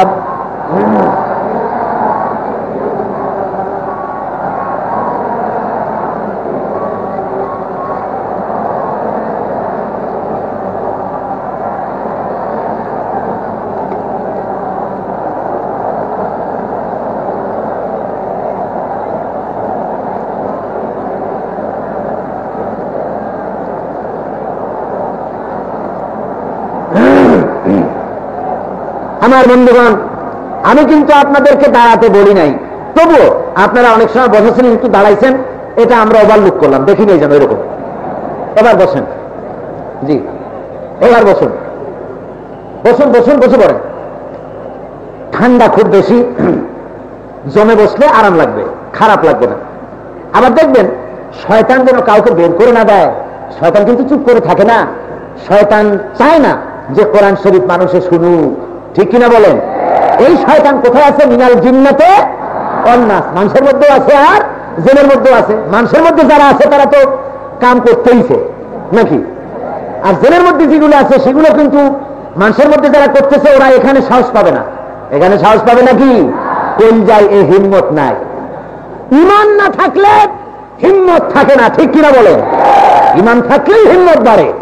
সুতরাং মিছিল ওদিকে ওদিকে এখানে সাহস হবে না কোনদিন ইনশাআল্লাহ আজিজ। এখানে কিন্তু জেলের মধ্যে যে শয়তান আছে সেই শয়তান ঢুকবে। শয়তানে ঢুকিয়া কানে কানে বলবে যে বহুত সময় বসেছি, ঠান্ডা লাগতেছে, চল একটা সিগারেটে টান মেরে আসি। এই বলে আসতে মাহফিল থেকে উঠায় বাইর করে দেবে। আপনারা ঠিক পাবেন যে কারে বাইর করে দিল, ঠিক পাবেন না? তো আপনারা তৈরি থাকুন, কেউ যেন কারো যেন শয়তান এরকম বাইর করে না দিতে পারে। আল্লাহ রাব্বুল আলামিন যুক্তি দিয়ে মানুষকে পরকালের জীবন সম্পর্কে বুঝাচ্ছেন। আল্লাহ রাব্বুল আলামিন কোরআনে কারীমের ভিতরে বলছেন, কুনতুম আমওয়াতান ফাআহইয়াকুম সুম্মা ইউমীতুকুম সুম্মা ইউহয়ীকুম সুম্মা ইলাইহি তুরজাউন। আল্লাহ রাব্বুল আলামিন বলেন, তুমি নিষ্প্রাণ মাটির ভিতরে ছিল তোমার অস্তিত্ব, তুমি নিষ্প্রাণ ছিলে, আমি ওই নিষ্প্রাণ জিনিসের ভিতরে প্রাণের সঞ্চার করেছি। এরপরে তুমি প্রাণ পেলে, আবার তোমার এই প্রাণ পাওয়ার পরে তোমার মৃত্যু হবে, আর এই মৃত্যুর উপরে আমি তোমাকে আবার জিন্দা করবো, আমার কাছে ফিরে আসতে হবে। মৃত্যুর পরে প্রাণ ছিল না, প্রাণ পেয়েছো, আবার প্রাণহীন হবে, আবার তোমাকে পুনরুজ্জীবিত করা হবে। কিয়ামতের ময়দানে আমার সামনে আবার তোমাকে উঠতে হবে, পুনরুত্থান তোমার অবশ্যই হবে, এতে কোনো সন্দেহ নাই। আমার বন্ধুগণ, আল্লাহ রাব্বুল আলামিন কোরআনে কারীমের ভিতরে ইরশাদ করতেছেন, ইন কুনতুম ফি রাইবিন মিনাল বা'সি ফাইন্না খালাকনাকুম মিন তুরাব। ও পৃথিবীর মানুষেরা, পরকালের জীবন সম্পর্কে কিয়ামতে যে আমার দরবারে হাজির হওয়া লাগবে, এ ব্যাপারে যদি তোমার কোনো সন্দেহ থাকে, এটা যদি তোমার বিশ্বাস না হয়, তাহলে তুমি চিন্তা করো, তুমি নিষ্প্রাণ মাটি ছিলে, তোমাকে মাটি থেকে তৈরি করা হয়েছে, এই কথাটা তুমি স্মরণ করো। নিষ্প্রাণ মাটি দিয়ে একবার যিনি তোমাকে উঠাতে পেরেছেন, সে আল্লাহ রাব্বুল আলামিন আবার তোমাকে উঠাতে পারবেন, এতে কোনো সন্দেহ করার কারণ নাই। আল্লাহ রাব্বুল আলামিন বলেন, আলাম ইয়াকুন তুফাতাম মিন মানিজ্জিন ইউমনা। তুমি কি সামান্য সবেগে নির্গত এক ফোঁটা নাপাক পানি ছিলে না? সুম্মা কানা আলাকাতান ফাখালাকা ফাসাওয়া। এরপরে তোমাকে রক্তপিণ্ড থেকে গোশতপিণ্ডে পরিণত করা হয়েছে এবং মানুষের আকার দেওয়া হয়েছে।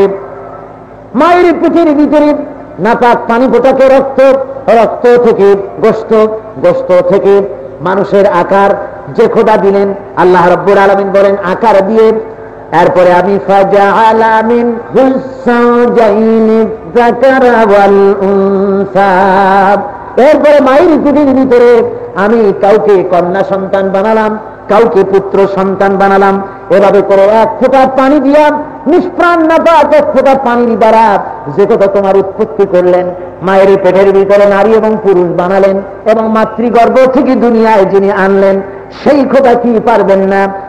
আলাইসা যালিকা বিকাদিরিন আলা আন ইউহইয়াল মাউতা। ও আল্লাহ রাব্বুল আলামিনের পক্ষে কি এটা সম্ভব নয় যে তিনি তোমার মৃত্যুর উপরে তিনি কি তোমাকে চিন্তা করতে পারবেন না? অবশ্যই পারবেন, অবশ্যই পারবেন, কোন সন্দেহ তাতে নাই। আমার ভাইরা, মানুষ বলেন আপনারা সবাই, মিনহা খালাকনাকুম ওয়া ফিহা নুঈদুকুম ওয়া মিনহা নুখরিজুকুম তারাতান উখরা। মাটির ভিতরে মানুষকে রেখে আমরা বলি শেষবারের মতো, মিনহা খালাকনাকুম, এই মাটি দিয়ে তোমাকে তৈরি করা হয়েছিল, এই মাটির মধ্যে তোমাকে রেখে দেওয়া হলো, আর এই মাটির ভিতর থেকে আল্লাহ রাব্বুল আলামিন আবার তোমাকে উঠাবেন। কোন সন্দেহ নাই, তাতে উঠতে হবে। সেই কিয়ামতের ময়দানে আমাদের সকলকে আল্লাহর দরবারে হাজিরা দিতে হবে। এখন সেই পরকালীন জীবন, যে জীবন একটা লম্বা জীবন, যে জীবনের কোনো শেষ নাই, সীমানা নাই, পরকালের জীবন কত বড় লম্বা তাকে আমরা কেউ বলতে পারি? কেউ বলতে পারি না। কত বছর লম্বা হবে এই জীবন? এই জীবনে আমাদের সকলকে উঠতে হবে এবং এইখানকার জীবনে আমরা যা কিছু করেছি সব কিছুর হিসাব দিতে হবে। কার কাছে দিতে হবে? আল্লাহ রাব্বুল আলামিনের কাছে হিসাব দিতে হবে। মহান আল্লাহ রাব্বুল আলামিন কোরআনে কারীমের ভিতরে পরিষ্কার করে বলেছেন, আয়াহসাবুল ইনসানু আইয়ুতরাকা সুদা। আল্লাহ রাব্বুল আলামিন বলেন, মানুষ কি মনে করেছে তাকে এমনি এমনি সৃষ্টি করা হয়েছে, তার কোনো দায়িত্ব নাই, কিয়ামতে কোনো হিসাব নেওয়া হবে না, কোনো বিচার করা হবে না, এমনি এমনি তারা যা মনে হয় তাই করবে এই পৃথিবীতে, আর এর কোনো বিচারও হবে না, হিসাবও হবে না, তাই মনে করেছে নাকি? প্রকৃতির দামাল ছেলে হয়েছে তারা, এবং তারা বলে, তারা এই থিওরিতে বিশ্বাসী, ইট ড্রিঙ্ক অ্যান্ড বি মেরি, খাও পান করো ফুর্তি করো, ন চিন্তা, যা মনে লয় তাই করো, যা মনে লয় তাই স্লোগান দাও, যা ইচ্ছা করে তাই রাখো, যা ইচ্ছা করে তাই করে বেড়াও, কোনো প্রশ্ন হবে না, জিজ্ঞাসাবাদ হবে না, কিয়ামতে তাই ভাবছো তোমরা? না, এর একটা পরিসমাপ্তি হবে, এই পৃথিবীর একটা পরিসমাপ্তি হবে এবং এরপরে কিয়ামত হবে। কোরআনে কারীমের ভিতরে এগুলি যুক্তি দিয়ে বোঝানো হয়েছে। আমার ভাইয়েরা, এই পৃথিবীতে যেমন ব্যবসা করলে বছরের শেষে হিসাবের একটা দিন আসে, সারা বছর লেখাপড়া করার পর পরীক্ষা দেওয়ার জন্য যেমন একটা দিন আসে, তেমনি করে সারা মাস চাকরি করার পর যেমন বেতন পাওয়ার একটা দিন আসে, অমনি করে তাম পৃথিবীতে জীবন যাপন করার পর মৃত্যুর পরে আর একটা জীবন আসবে। এই জীবনে হিসাব সেই জীবনে দেওয়া লাগবে আল্লাহর দরবারে। এই কিয়ামত যদি না থাকতো, পরকাল যদি না থাকতো, তাহলে এটা সুবিবেচনা সুবিচার হতো না বান্দার প্রতি। তার কারণ হলো এই পৃথিবীর বুকে একটা মানুষ আল্লাহর দিন কায়েমের জন্য রক্ত দিল, জান দিল, মাল দিল, জেল খাটলো, জরিমানা দিল, কত কষ্ট করলো। এত কষ্ট করার পর মৃত্যু হয়ে যাবে, তার জন্য কোনো পুরস্কারের ব্যবস্থা থাকবে না। আবার আরেকটা মানুষ হাজারো খুন করলো, চুরি করলো, ডাকাতি করলো, লুটতরাজ করলো, সন্ত্রাস সৃষ্টি করলো, মানুষ মেরে বেড়ালো, মানুষের হক নষ্ট করে বেড়ালো, আর ওই ব্যক্তির মরে যাবে, মাটির সাথে মিশে যাবে, এরপরে তার কোনো বিচার হবে না। আল্লাহ রাব্বুল আলামিন আহকামুল হাকিমিন, এ দাবি পূরণ হবে না যদি এই বিচারের কোনো ব্যবস্থা না থাকে। জোরে বলেন ঠিক কিনা? আল্লাহ রাব্বুল আলামিন এই জন্য বিচারের বন্দোবস্ত রেখেছেন। কিয়ামত হবে, বিচার হবে, যারা ভালো কাজ করেছেন তাদের সেখানে বিচার, তাদেরকে পুরস্কার দেওয়া হবে, যারা খারাপ করেছে তাদের তিরস্কার হবে। আমার বন্ধুগণ, এই দুনিয়ায় মেট্রিক একবার ফেল করে যদি কেউ ফেল করে, দ্বিতীয়বার পরীক্ষা দিয়ে পাস করার সুযোগ আছে। আবার যদি ফেল করে আবারও পরীক্ষা দিয়ে পাস করতে পারবে, যতবার ফেল করবে ততবার পরীক্ষা দিয়ে পাস করার সুযোগ আছে। কিন্তু কিয়ামতের ময়দানে আল্লাহর দরবারের পরীক্ষায়, জীবনের পরীক্ষায় কোন মানুষ যদি হেরে যায়, পরীক্ষায় যদি ফেল করে, তাহলে দ্বিতীয়বার পরীক্ষা দেওয়ার আর কোনো সুযোগ নাই। আছে কোনো সুযোগ? ভাইরা, আমি বলে থাকি, বিভিন্ন জায়গায় আলোচনায় বলি, এই দুনিয়ায় নিম্ন আদালতে কেউ যদি কেসে হেরে যায় তাহলে হাইকোর্টে কেস করতে পারে, হাইকোর্টে যদি হেরে যায় সুপ্রিম কোর্টে কেস করতে পারে, সুপ্রিম কোর্টে আপিল করে তাতেও যদি হেরে যায় তাহলে রাষ্ট্রপ্রধানের কাছে এর জন্য দরখাস্ত করতে পারে। কিন্তু কিয়ামতের ময়দানে দুনিয়ার সমস্ত সুপ্রিম কোর্ট হলো আল্লাহ রাব্বুল আলামিনের আদালত। ওই আদালতে কোন মানুষ যদি তার জীবনের মামলায় হেরে যায় তাহলে আপিল করার মতো জায়গা আর নাই। আছে কোনো জায়গা? কোনো জায়গা নাই। সুতরাং এমন একটি জায়গা আল্লাহ রাব্বুল আলামিন বানিয়েছেন যেখানে হিসাব হবে, বিচার হবে, অবশ্যই বিচার হবে কিয়ামতের ময়দানে, কোনো সন্দেহ নাই। কিয়ামত আছে আর বিচারও হবে। বন্ধুগণ, এই বিচার ব্যবস্থার জন্য এ আকাশ থাকবে না, এ জমিন থাকবে না, সব কিছু লন্ডভন্ড হয়ে যাবে। কোরআনে কারীমের মধ্যে আল্লাহ রাব্বুল আলামিন বলেন, ইযাস সামাউ ফাতারাত ওয়া ইযাল কাওয়াকিবু তাসারাত ওয়া ইযাল বিহারু ফুজ্জিরাত ওয়া ইযাল কুবুরু বুসিরাত। আকাশ যখন চূর্ণ বিচূর্ণ হয়ে যাবে, তারকাগুলি যখন বিক্ষিপ্ত হয়ে পড়বে, আর সমুদ্র যখন দীর্ণ বিদীর্ণ হয়ে যাবে, আর মাটির ভিতরে যা আছে সব যখন উদ্গীরণ হয়ে যাবে, কিছু মাটির ভিতরে লুক্কায়িত থাকবে না, তারকাগুলি বিক্ষিপ্ত হয়ে পড়বে, আকাশ চুরমার হয়ে ভেঙে চুরে পড়বে। এই অবস্থা যখন হবে, আল্লাহ রাব্বুল আলামিন বলেন কিয়ামতের বিভীষিকা, কিয়ামতের মাঠে কেমন অবস্থা হবে শোনো। ইযাশ শামসু কুবিরাত ওয়া ইযান নুজুমু কাদারাত ওয়া ইযাল জিবালু সুজ্জিরাত। সূর্যকে ঢেকে দেওয়া হবে, তারকাগুলি নিষ্প্রভ হয়ে যাবে, আর এরপরে পাহাড়গুলি চালিত করে দেওয়া হবে, সমস্ত পাহাড়গুলি চলতে থাকবে। আল্লাহ রাব্বুল আলামিন বলেন আকাশের সূর্যতে তাপ থাকবে না, সূর্য তার উত্তাপ হারিয়ে ফেলবে, চন্দ্র তার আলো হারিয়ে ফেলবে, আর পাহাড়গুলিকে পরিচালিত করে দেওয়া হবে। সমস্ত পাহাড়গুলি সেখানে তুলার মতো করে উঠতে থাকবে। মহান আল্লাহ রাব্বুল আলামিন আরো বলেন কিয়ামত সম্পর্কে শুনে নাও কি অবস্থা হবে সেখানে। ফাইযা বারিকাল বাসারু ওয়া খাসাফাল কামারু ওয়া জুমিআস শামসু ওয়াল কামার।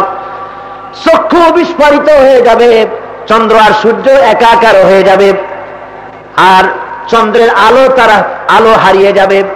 মহান আল্লাহ রাব্বুল আলামিন পাহাড় এবং জমিনকে এক ধাক্কা দিয়ে সব চুরমার করে দিবেন। মানুষেরা ভয়তে ছুটাছুটি করবে। ইয়াকুলুল ইনসানু ইয়াওমাইযিন আইনাল মাফার কাল্লা লা ওয়াজারা ইলা রাব্বিকা ইয়াওমাইযিনিল মুস্তাকার। মানুষেরা ভয়তে দৌড়াতে থাকবে, ভীত সন্ত্রস্ত হয়ে দৌড়াতে থাকবে, আর বলবে ভাগবো কোথায়, পালাবো কোথায়, দৌড়াবো কোথায়। আসলে বলা হবে পালাবার কোনো জায়গা নাই, আশ্রয় পাওয়ার কোনো জায়গা নাই। আল্লাহ রাব্বুল আলামিন ছাড়া আশ্রয়ের কোনো জায়গা সেদিন থাকবে না, পালাবার কোনো জায়গা সেদিন থাকবে না।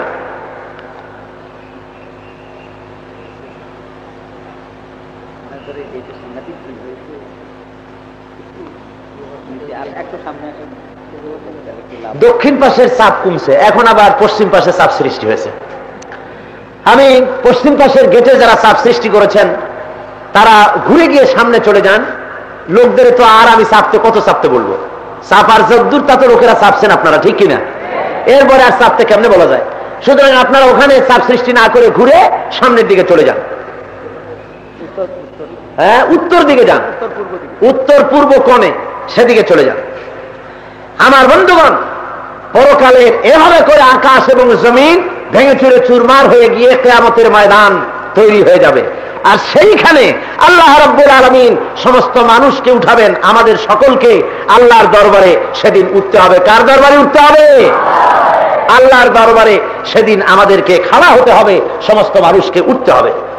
আমার ভাইয়েরা, ওই পরকালের জীবন সম্পর্কে আল্লাহ রাব্বুল আলামিন যে হিসাব নেবেন, যে পদ্ধতিতে আমাদের বিচার করবেন, সে পদ্ধতি সম্পর্কে আল্লাহ রাব্বুল আলামিন কোরআনের মধ্যে সব বলে দিয়েছেন।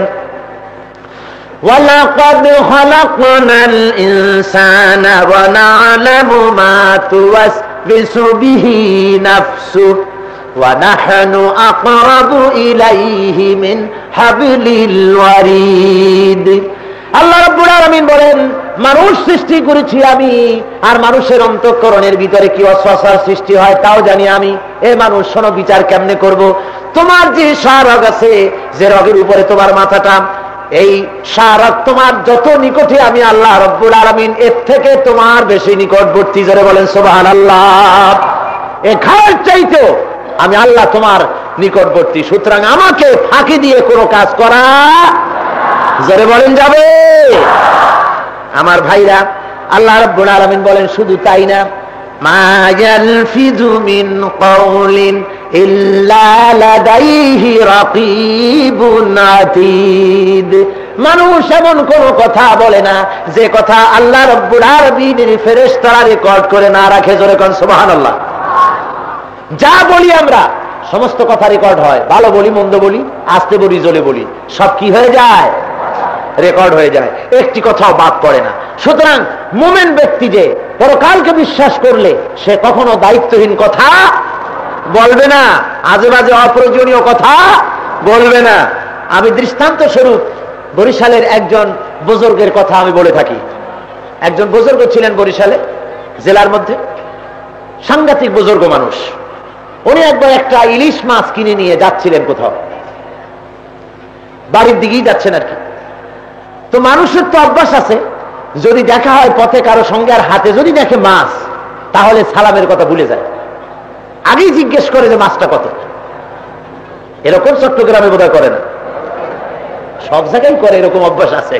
হাতে মাছ দেখলেই সব ভুলে যায়, সালামের কথা বাদ পড়ে যায়, মাছটা কত। তখন ওনাকে বলা হতো মুসল্লি সাহেব, বলছে মুসল্লি সাহেব, সুবি সাহেব, হুজুর মাছটা কত? কয় যে মাছটা সেই সময় বাজারে 2 আনা হোক 7 আনা হোক বলেছেন উনি, যেটার দাম 2 আনা। তো 2 আনা শুনে রাখলো উনি। কদ্দুর গেছে আবার আরেকজনের সঙ্গে দেখা, হুজুর মাছটা কত? কয় 2 আনা। আবার গেছে আরেকজনের, হুজুর মাছটা কত? কয় 2 আনা। এরপরে উনি করেছেন কি, ঘাড়ে একটা রুমাল ছিল, রুমালটা নামাইয়া মাছটারে পেঁচাইয়া বগলের মধ্যে নিছে। সাথে যে মুরিদ ছিল 2-1 তারা কয় যে হুজুর এটা রুমালের মধ্যে পেঁচাইলে রুমালটা নষ্ট করলেন কেন? কয় যে কারণে করছি সেটা যদি তোমাদের বলতে যাই তাহলে তো সেটা আবার আরেকটা কারণ হলো। কয় যে না হুজুর একটু বলেন, বিষয়টাকে একটু বুঝি। বিষয় হলো এই, আমি কোনো সময় চুপ করে থাকি না, প্রয়োজনীয় কথাই সবসময় বলি।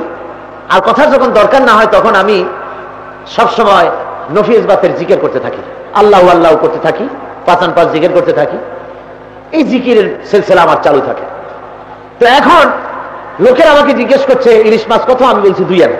আবার জিকির করতেছি আল্লাহু আল্লাহু, আবার 2 আনা, আবার আল্লাহু আল্লাহু, আবার 2 আনা। সুবি সাহেব বলছে আমার ভয় হলো কিয়ামতের দিন আল্লাহ রাব্বুল আলামিন যদি আমারে বলে মুসল্লি, নাম ছিল তার কমরউদ্দিন, আল্লাহ যদি বলে ও কমরউদ্দিন তোমার আমলনামায় দেখতে পাচ্ছি আল্লাহু আল্লাহু 2 আনা, আল্লাহু আল্লাহু 2 আনা, আমার জিকিরের মধ্যে 2 আনা ঢুকলো কেমনে? আমি এই ভয়তে এটাকে লুকায় নিয়েছি যাতে করে এই বেহুদা কথা আমার বলা না লাগে। বন্ধুগণ, ওলিউল্লাহ যারা, আহলুল্লাহ যারা, যারা সত্যিকারের আল্লাহর ওলি হক্কানি, তারা এই ধরনের পরহেজ করে থাকেন যেন বাজে কথা মুখ থেকে বের না হয়। মুখ আছে বলি কথা বলতে হবে তা না, বাজে কথা না বেরিয়ে যায়। আল্লাহ রাব্বুল আলামিন তাই হুঁশিয়ার করে দিচ্ছেন, বান্দারে এমন কোন কথা বলো না যে কথা তোমার রেকর্ড না হয়। তোমার এই কথাগুলিকে রেকর্ড করার জন্য আমি আল্লাহ রাব্বুল আলামিন ব্যবস্থা রেখেছি। ওয়া ইন্না আলাইকুম লাহাফিজিন কিরামান কাতিবিনা ইয়ালামুনা মা তাফআলুন। মানুষ এমন কোন কথা বলে না যা রেকর্ড করার জন্য লোক থাকে। আর 2 জন সম্মানিত লেখক আমি তোমাদের সাথে দিয়ে দিয়েছি, তোমরা যা করো ওরা তা জানে। সুবহানাল্লাহ। তোমার গোয়েন্দা বিভাগ দুনিয়ার অনেক কিছু জানে না, অনেক কিছু টের পায় না, কোন ভাগ্যে কি হয়ে যায়, অনেক কিছুই টের পায় না তোমার গোয়েন্দা বিভাগের লোকেরা। কিন্তু আমার গোয়েন্দা বিভাগ, তারা এমন কিছু তোমরা করো না যা তারা জানে না। তোমরা যা করো সব জানে। সুবহানাল্লাহ, সব টের পায়।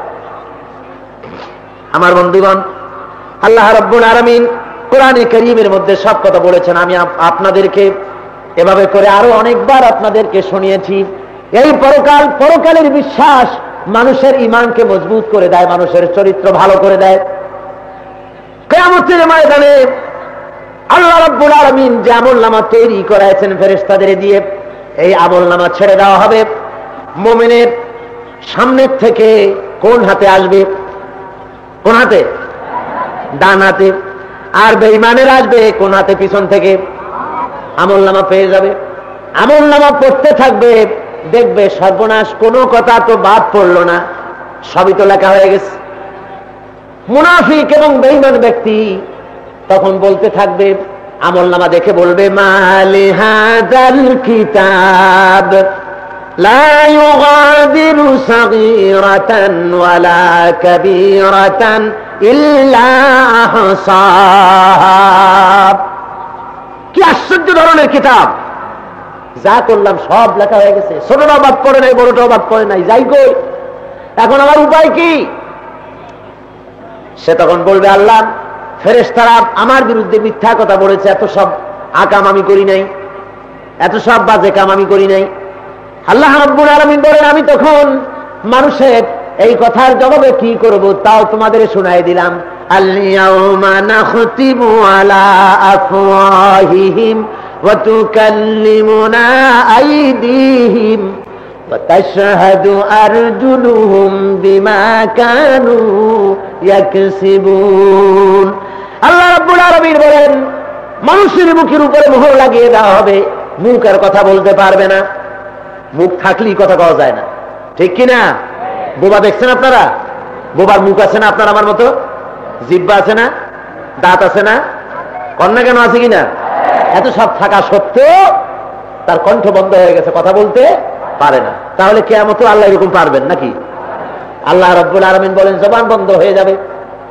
জবান যখন বন্ধ হয়ে গেল, হাতে কথা বলবে, হাত বলবে, খোদা গো, আমারই দিয়া গ্রেনেড চার্জ করেছে, আমারে দিয়া বোমা মেরেছে, আমারে দিয়া কিরিচ চালাইছে, আমারে দিয়া চাইনিজ কুড়াল ব্যবহার করেছে, আমারে দিয়া অফিসে আগুন লাগাইছে, আমারে দিয়া মানুষ মেরেছে, আমারে দিয়া মানুষ জবাই করেছে, আমারে দিয়া পরনারী স্পর্শ করেছে, আমারে দিয়া ওজনে কম দিয়েছে, আমারে দিয়া খাদ্যে ভেজাল দিয়েছে, আমারে দিয়া জমিনের আইল ছেড়েছে।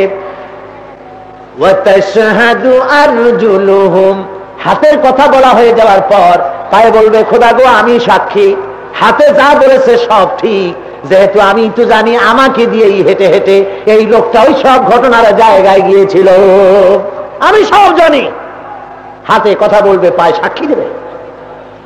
আমার বন্ধুগণ, হাতে পায়ে সাক্ষী দেওয়ার পর এই লোকটি তার হাত পায়ের দিকে তাকিয়ে বলবে, ক্বালু লিজুলুদিহিম লিমা শাহিদতুম আলাইনা, হে আমার অঙ্গ প্রত্যঙ্গ, কেন আমার বিরুদ্ধে সাক্ষী দিবি?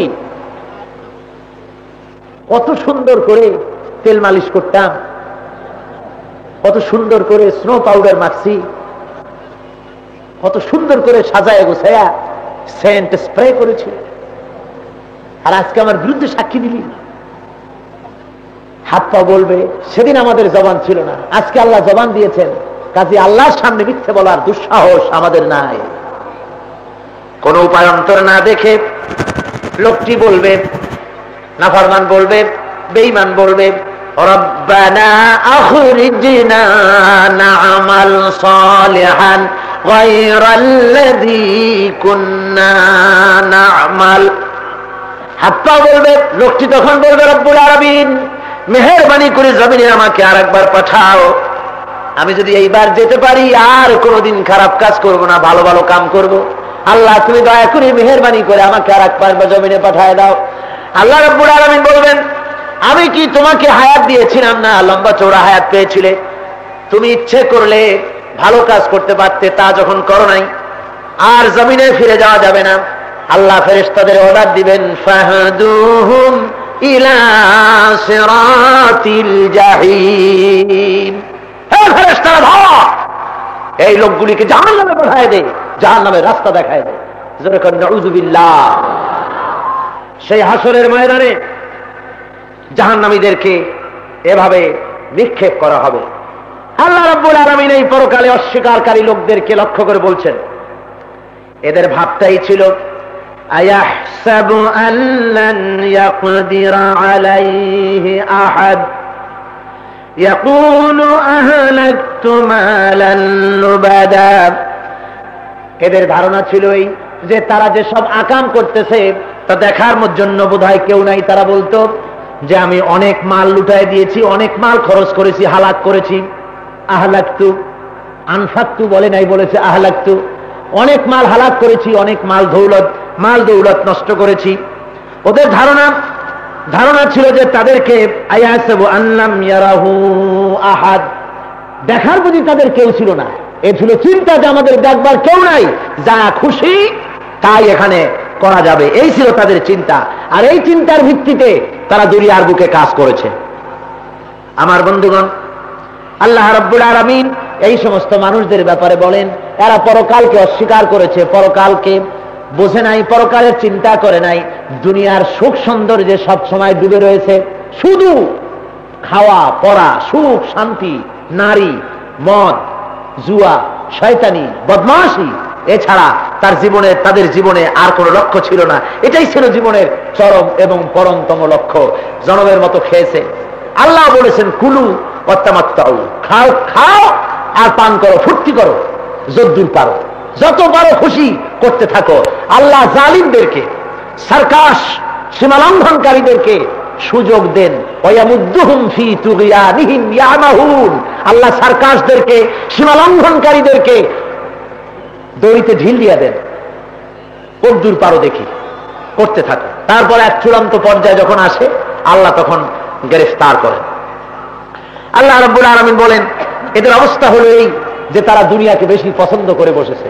সূরা তাওবার মধ্যে বলা হচ্ছে, আরাদিতুম বিল হায়াতিদ দুনিয়া মিনাল আখিরাহ ফামা মাতাউল হায়াতিদ দুনিয়া ফিল আখিরাতি ইল্লা কলিল। তোমরা কি আখিরাতের তুলনায় দুনিয়ার জিন্দেগিকে বেশি পছন্দ করে নিয়েছো নাকি? ফামা মাতাউল হায়াতিদ দুনিয়া ফিল আখিরাতি ইল্লা কলিল। এই পৃথিবীর সুখ সৌন্দর্য, সাজ সরঞ্জাম কিয়ামতে খুব কমই পাওয়া যাবে। কিয়ামতে শুধু তাই পাওয়া যাবে যা এই পৃথিবীতে আল্লাহর রাস্তায় খরচ করা হয়েছিল, যা আল্লাহর রাস্তায় দেওয়া হয়েছিল। সেই জিনিস ছাড়া আল্লাহ রাব্বুল আলামিন কিয়ামতের দিন আল্লাহর কাছে আর কিছুই পাওয়া যাবে না। যেটা আল্লাহর রাস্তায় খরচ করেছো সেটাই পাওয়া যাবে। আমার বন্ধুগণ, দুনিয়ার বুকে যারা পরকালকে অস্বীকার করে দুনিয়ার মায়া মহব্বত, সুদ ঘুষ জেনা ব্যভিচার ইত্যাদিতে লিপ্ত ছিল, কিয়ামতের দিন বিচার হবে। বিচার হওয়ার পর এক শ্রেণী যাবে জান্নাতের ফয়সালা হবে, আর এক শ্রেণীর জাহান্নামের ফয়সালা হবে। কোথার ফয়সালা? কোথার ফয়সালা? আমার ভাইয়েরা, পরকালের অস্বীকারী, মন চাহি জিন্দিগি যাপনকারী, যারা কোরআনের আইন মানতে অস্বীকার করেছে, আল্লাহর দ্বীন মানতে অস্বীকার করেছে, মুনাফিক এবং বেঈমান কাফিরদেরকে কিয়ামতের দিন জাহান্নামের দিকে নিয়ে যাওয়া হবে। আল্লাহ পাক বলেন ওই জাহান্নামের অবস্থা কি হবে বান্দারা একটু শুনে নাও। ইযা উলকু ফিহা সামিউ লাহা শাহীকান ওয়া হিয়া তাফুর। ক্ষুধাদ্রোহীদেরকে জাহান্নামে যখন নিক্ষেপ করতে নিয়ে যাওয়া হবে, জাহান্নামে তখন প্রচন্ড গর্জন শুনতে পাবে তারা। জাহান্নামের ভিতরে গর্জন হতে থাকবে। তাকাদু তামাইয়্যিজু মিনাল গায়জ, গোসায় জাহান্নাম ফেটে পড়তে চাইবে। জাহান্নামের গর্জনে মানুষের কলিজা থরথর করে কাঁপতে থাকবে।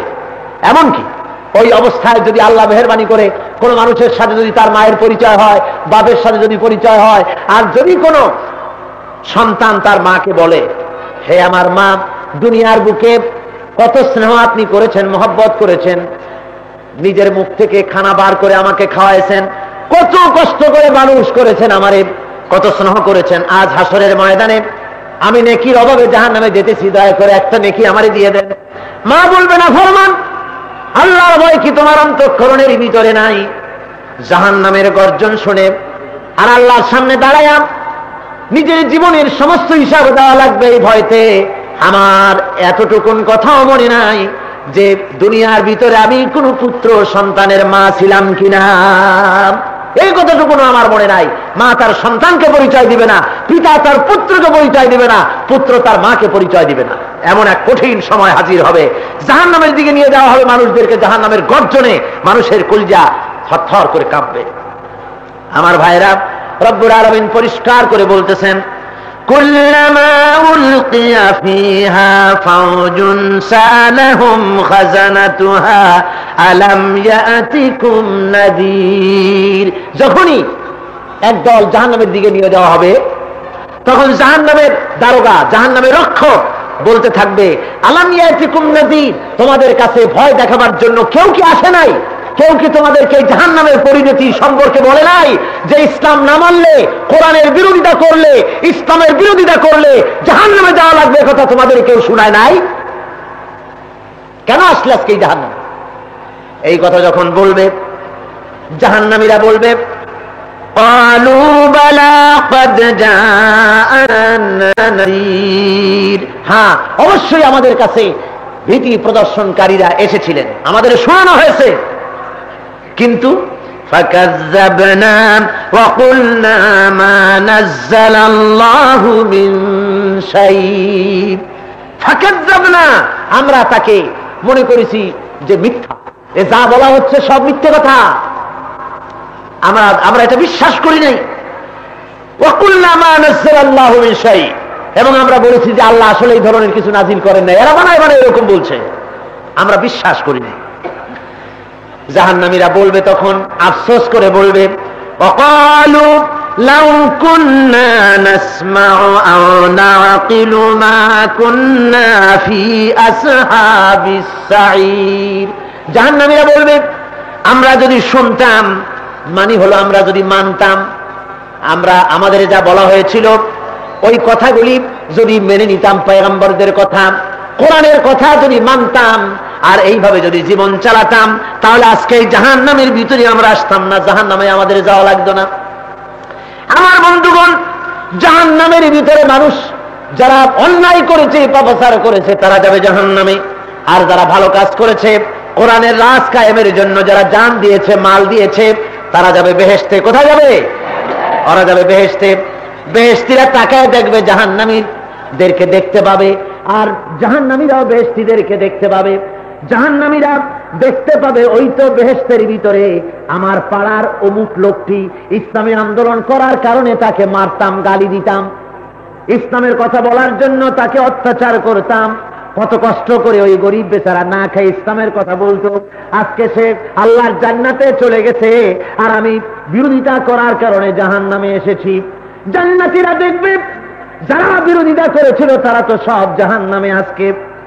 জাহান্নামীরা ক্ষুধার যন্ত্রণায়, পানির পিপাসায় কলিজা ফেটে যেতে লাগবে। আমার ভাইয়েরা, কোরআনে কারীম দুনিয়ার মানুষকে ডেকে বলছে, শোনো, জাহান্নামী লোকেরা জান্নাতীদেরকে ডাকবে, ওয়ানাদা আসহাবুন নারে আসহাবাল জান্নাহ আন আফিদু আলাইনা মিনাল মাই আও মিম্মা রাযাকাকুমুল্লাহ।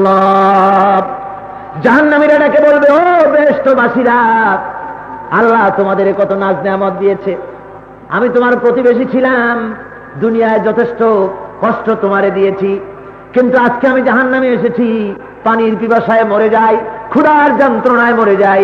আল্লাহ তোমাদেরকে যে খাদ্য দিয়েছেন আর তোমাদেরকে যে পানি দিয়েছেন, একটু পানি পাঠাও, একটু খাবার পাঠাও, জান্নারে বাঁচাই। আমার ভাইয়েরা, বেহেশতিরা জবাবে বলবে, ক্বালু ইন্নাল্লাহা হারামাহুমা আলাল কাফিরিন।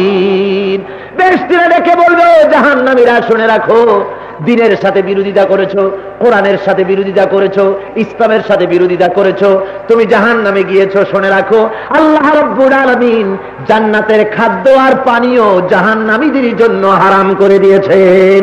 এক ফোঁটা পানীয় তোমাদের জন্য হারাম। বেহেশতের খানা, বেহেশতের পানীয় তোমাদের জন্য আল্লাহ হারাম করে দিয়েছে। আমার বন্ধুগণ, এবার বেহেশতিরা ডাকবে জাহান্নামীদেরকে, ওয়ানাদা আসহাবুল জান্নাতি আসহাবান নারি আন قد وجدنا ما وعدنا ربنا حقا। বেহেশতিরা ডেকে বলবে, ও জাহান্নামীরা, আল্লাহ আমাদেরকে যে ওয়াদা করেছিলেন, আমরা সেই আল্লাহর ওয়াদা ঠিক মতো পেয়েছি, আল্লাহ বলেছিলেন আমার দিন কায়েমের জন্য যদি কষ্ট করো, জান দাও, ওয়াতুজাহিদু ফি সাবিলিল্লাহি বিআমওয়ালিকুম ওয়া আনফুসিকুম, জান দিয়ে মাল দিয়ে যদি লড়াই করো, আমার দিন কায়েমের জন্য যদি চেষ্টা করো, নবীর সহযোগী যদি হও, ইসলামের সহযোগী যদি হও, আর জানমাল কোরবানি করতে পারো, আমি তোমাদেরকে বেহেশত দেব।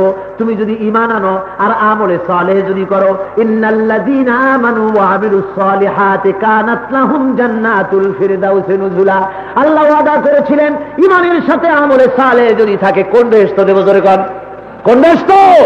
জান্নাতুল ফিরদাউস দান করব। আল্লাহ বলেছেন, বেহেশতীরা বলবে, ও জাহান্নামীরা, আল্লাহ যে ওয়াদা করেছিলেন বেহেশতের, আমরা ওই কাজ করার দরুন, দ্বীনের কাম করার কারণে আল্লাহ রাব্বুল আলামিন আমাদের কি জান্নাত দান করেছেন, আল্লাহ তার ওয়াদা পূরণ করেছেন।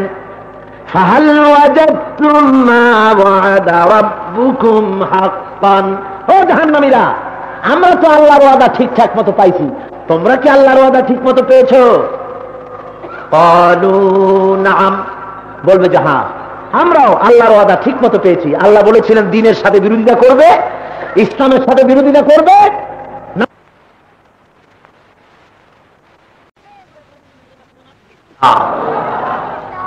আমার বন্ধুগণ, এইভাবে করে কোরআনে কারীমের ভিতরে আল্লাহ রাব্বুল আলামিন পরিষ্কার করে বলে দিয়েছেন, পরকালকে যারা অস্বীকার করবে, পরকালকে যারা অস্বীকার করবে, আল্লাহর আয়াতকে যারা মানবে না, দ্বীনকে যারা মেনে চলবে না, তাদের জন্য আল্লাহ বলেন লা তুফাত্তাহু লাহুম আবওয়াবুস সামা ওয়ালা ইয়াদখুলুনাল জান্নাতা হাত্তা ইয়ালিজাল জামালু ফি সাম্মিল খিয়াত। আল্লাহ রাব্বুল আলামিন বলেন, দ্বীনের অস্বীকারকারী, পরকালের অস্বীকারকারী লোকেরা জান্নাতে যেতে পারবে না। কোরআনকে অস্বীকারকারী, কোরআন অমান্যকারী জান্নাতে যেতে পারবে না। সেই পর্যন্ত জান্নাতে যাওয়া তাদের জন্য তেমন অসম্ভব, যেমন দোহানো দুগ্ধ, যেমন সূচের ছিদ্রের ভিতর দিয়া উট যেমন গমন করা যেমন অসম্ভব, এদের বেহেশত যাওয়াও তেমন অসম্ভব। দৃষ্টান্তটা লক্ষ্য করেছেন? হাত্তা ইয়ালিজাল জামালু ফি সাম্মিল খিয়াত। আল্লাহ বলছেন, আল্লাহর দৃষ্টান্ত দেখুন, একটা সূচের ছিদ্র দিয়ে একটা উট যেতে পারে? এটা যেমন অসম্ভব, দ্বীনকে যারা অস্বীকার করেছে, কোরআনের রাজ যারা অস্বীকার করেছে, আল্লাহ রসুলের অর্থনীতি সমাজনীতি, কোরআনের অর্থনীতি সমাজনীতি রাজনীতি যারা মানে নাই, আল্লাহর সাথে যারা বিরোধিতা করেছে, কোরআনের সাথে যারা বিরোধিতা করেছে, তাদেরও আল্লাহর বেহেশতে যাওয়া ঠিক এমনই অসম্ভব। তার মানে কখনোই তারা জান্নাতে যাবে না। সেদিন অবিশ্বাসীরা জাহান্নামের ভয়ে একে অপরকে দোষারোপ করবে, তোর জ্বালাই তো আজকে দোজখে আসলাম বললেন। অনুসারীরা নেতাদেরকে গাল দেবে, তোমরাই তো জ্বালাই খাইছো, তুমি যদি না বলতে তাহলে কি আমি গ্রেনেড চার্জ করতাম ওখানে, তুমি যদি না বলতে তাহলে কি আমি মিছিলে অমুকের অফিসে যে আগুন দিতাম, তুমি যদি না বলতে তাহলে কি আমি অমুকের মাথা ফাটাইতাম, তুমি যদি না বলতে তাহলে বাস থেকে তাফসীরের যাত্রী নামায় পিটাইতাম। এভাবে বলবে। আমার ভাইয়েরা, কোরআনে কারিমে পরিষ্কার করে আল্লাহ সব কথা বলে দিয়েছেন। 1400 বছর আগে বলা হয়ে গেছে, কোরআন হলো চিরন্তন। কোরআন কি? কোরআন কথা বলে, কোরআন জীবিত। কোরআন কি? জীবিত কোরআন। কোরআন কথা বলে, চিরন্তন শাশ্বত কোরআন, দুনিয়ার সমস্ত সময়ের জন্য, যুগের জন্য তার প্রতিটি আয়াত জীবন্ত। আমার বন্ধুগণ, কোরআনে কারীমের ভিতরে আল্লাহ রাব্বুল আলামিন বলেন, فقال الضعفاء للذين استكبروا إنا كنا لكم تبعا فهل أنتم مغنون عنا من عذاب الله من شيء فقال الضعفاء للذين استكبروا। অনুসারীরা বলবে নেতাকে, অনুসারীরা বলবে কাদেরকে? নেতাদেরকে বলবে। কি বলবে? ইন্না কুন্না লাকুম তাবান, আমরা ছিলাম তোমাদের অনুসারী, তোমরা নেতৃত্ব দিতে, তোমরা যা বলতে তাই করতাম, আমরা ছিলাম মেশিন, যা বলতে তাই করতাম। এখন তোমাদের কথা মতো কাজ করার কারণে আজকে জাহান্নামে যাচ্ছি বা জাহান্নামে এসেছি। ফাহাল আনতুম মুগনুনা আন্না মিন আযাবিল্লাহি মিন শাই, এখন কি তোমরা পারো এই জাহান্নামের একটু আযাব আমাদের থেকে একটু কমাই দিতে পারো? আমার বন্ধুগণ, নেতারা কি বলবে শুনুন। নেতারা বলবে, আমার যুবকেরা, কলেজ ইউনিভার্সিটির ছাত্ররা, কোরআনের তাফসিরের মাহফিলের বিরোধীরা, ভালো করে শোনো, নেতারা সেদিন কি বলবে। আজ যে নেতারা তোমাদেরকে আগুন নিয়ে খেলার জন্য ময়দানে নামাই দিয়েছে, ওই নেতারাই কিয়ামতের ময়দানে বলবে, ক্বালু লাউ হাদানাল্লাহু লাহাদাইনাকুম, আল্লাহ যদি আমাদের হেদায়েত দিতেন তাহলে আমরাও তোমাদেরকে হেদায়েত দিতাম। অর্থাৎ কিয়ামত, দুনিয়ার বুকে আমরা ছিলাম গোমরাহ, দুনিয়ার বুকে এই সব নেতারা কি পথভ্রষ্ট। সুতরাং আমরা নিজেরাই ছিলাম পথভ্রষ্ট, তোমাদের হেদায়েত দেব কই ঠিকা। অনুসারীরা শোনো, সাওয়াউন আলাইনা আজাজিনা আম সাবারনা মা লানা মিন মাহিস। আল্লাহ রাব্বুল আলামিন বলেন, নেতারা বলবে, আজকে তোমরা ধৈর্য ধরো আর লাফালাফি করো, যাই করোই না কোনো, আজকে তোমাদের এবং আমাদের সাওয়াউন আলাইনা, সব সমান অবস্থা, আমরা কোনো উপকার তোমাদের করতে পারবো না, কিছুই করতে পারবো না, উপায় নাই। আমার বন্ধুগণ, এরপরে জান্নাত ও জাহান্নামের ফয়সালা হয়ে যাওয়ার পর অনুসারীরা নেতাদেরকে ধরবে, অর্থাৎ শয়তানকে ধরবে। ইসলামী আন্দোলনের বিরোধী শক্তি যেগুলি, সেগুলিকে, কুমরি শক্তিকে অনুসারীরা ধরবে, ধরে বলবে, বেটা তোর জন্যই, তোর কারণেই জাহান্নামে আসলাম, এখন আমাদেরকে কেন এই সব খারাপ কাজ শিখাইছিলি, কেন খারাপ পথে আমাদের নিয়েছিলি। শয়তানকে দোষারোপ করবে, নেতাদেরকে দোষারোপ করবে। আমার বন্ধুগণ, তখন ওই নেতা বলবে, শয়তান বলবে, অর্থাৎ যারা নাকি নেতৃত্ব দিয়েছে, শয়তান তো দুই জায়গায় আছে, আমি বলেছি, কয় জায়গায় আছে, মিনাল জিন্নাতে ওয়ান নাস, মানুষের ভিতরেও আছে আর জিনের মধ্যেও আছে। আল্লাহ রাব্বুল আলামিন বলেন, বিচার ফয়সালা হয়ে যাওয়ার পর অনুসারীদের জ্বালায় টিকতে না পেরে শয়তান তখন বলবে, ওয়াকালাশ শাইতানু লাম্মা কুদিয়াল আমর, ফয়সালা যখন হয়ে যাবে তখন শয়তান বলবে, ইন্নাল্লাহা ওয়াদাকুম ওয়াদাল হক ওয়া ওয়া'আদতুকুম ফাখালাফতুকুম, নিশ্চয়ই আল্লাহ সঠিক ওয়াদা করেছিলেন এবং তার ওয়াদা অনুযায়ী তিনি সে ওয়াদা পালন করেছেন, আর আমিও একটা ওয়াদা করেছিলাম, আমি আমার ওয়াদাকে ভঙ্গ করলাম, আমি তোমাদেরকে, আল্লাহ ওয়াদা করেছিলেন কিয়ামত আছে, পরকাল আছে, ভালো কাজ করো, দ্বীনের কাজ করো, ইসলামের কাজ করো, কোরআনের কাজ করো, রাসূলের দেখানো পথে চলো, তাহলে বেহেশতে যাবে, বেহেশত তোমাদের দেব। এটা হলো আল্লাহর ওয়াদা। আর আমি বলেছিলাম, দেয়ার ইজ নো গড, স্রষ্টা বলতে কেউ নাই। কিসের নামাজ, কিসের রোজা, কিসের পরকালের চিন্তা, কার্ল মার্কস মেয়ারে নিয়ে থাকলেই চলবে, মুহাম্মদ সাল্লাল্লাহু আলাইহি ওয়াসাল্লাম দিয়ে কাম কি? মুহাম্মদ সাল্লাল্লাহু আলাইহি ওয়াসাল্লামকে খুশি করার জন্য ইয়া নবী সালাম আলাইকা যথেষ্ট। এইভাবে করে আমি তোমাদেরকে বুঝাইছিলাম। পয়গম্বরেরা যে কথা বলেছিলেন সে কথার পেছনে দলিল ছিল, ওমা কানা লি আলাইকুম মিন সুলতান, আমার কাছে কোনো দলিল ছিল না। পয়গম্বরেরা দ্বীনের দায়রা তোমাদেরকে যখন বুঝাইছে, কোরআন দিয়া বুঝাইছে, কি দিয়া বুঝাইছে? কোরআন দিয়া বুঝাইছে, হাদিস দিয়া বুঝাইছে। আর আমি যখন বুঝাইছি তার পিছনে কোনো দলিল ছিল না, আমার কাছে কোনো ডকুমেন্ট ছিল না, আমি কোরআনের আয়াত দিয়ে বুঝাইতে পারি নাই, আমি কোরআনের আয়াত দিয়া বুঝাই নাই, হাদিস দিয়া বুঝাই নাই, আমার কাছে দলিল ছিল না। নবীদের কাছে দলিল ছিল, আলেমদের কাছে দলিল ছিল, কোরআন হাদিসের কথা মানো নাই, আর আমার দলিল ছাড়া কথাগুলি তোমরা মানছো। আমি তো কিছুই করি নাই, ইল্লা আন দাউতুকুম ফাস্তাজাবতুম লি, আমি তো একটা কাম করেছিলাম, আমি ভাইয়েরা আমার, বোনেরা আমার বলে ডাক দিলাম, আমার সাথে আসো, শোষণ মুক্ত সমাজ প্রতিষ্ঠার লক্ষ্যে। ইসলাম হলো শোষণের হাতিয়ার, এর থেকে বাদ দাও, আমাদের সাথে আসো, এই বলে একটা ডাক দিলাম। অনলি ফাস্তাজাবতুম লি, তোমরা সবাই আমার ডাকের সাড়া দিলে। তোমরা আমার কাছে জিজ্ঞাসা করলে না যে মানুষের তৈরি করা আইন মানলে পরে জাহান্নামে যাব না জান্নাতে যাব, তা প্রশ্ন করনি। এটা কোরআনে আছে কিনা জিজ্ঞাসা করনি। আমি শুধু একটা ডাক দিছিলাম, আর পাগলের মতো কোনো বিবেচনা করেই তোমরা আমার ডাকের সাড়া দিয়েছো। আমি তো কোনো দলিল দিয়ে বলি নাই, কোরআন দিয়ে বলি নাই, হাদিস দিয়ে বলি নাই। সুতরাং তোমরা আজকে আমাকে কেন দোষারোপ করো? আমার বন্ধুগণ, কলেজের ছাত্র, ইউনিভার্সিটির ছাত্রদেরকে, যুবকদেরকে কোরআন বিরোধী মিছিলে যারা শরীক হতেছে, তোমাদেরকে ডাক দিয়া বলি, ভালো করে শোনো, প্রাণ খুলে কান খুলে শোনো, কিয়ামতের দিন তোমাদের নেতারা কি বলবে। আমার বন্ধুগণ, এদের ডাক শুনে সেই ডাকে সাড়া দিলে কোরআন ডাকতেছে ইসলামের পথে, আল্লাহর পথে, আর ওরা ডাকতেছে সমাজতন্ত্রের পথে, কমিউনিজমের পথে। মুসলমান হলে কোন পথে যাওয়া দরকার? জোরে বলেন, কোন পথে?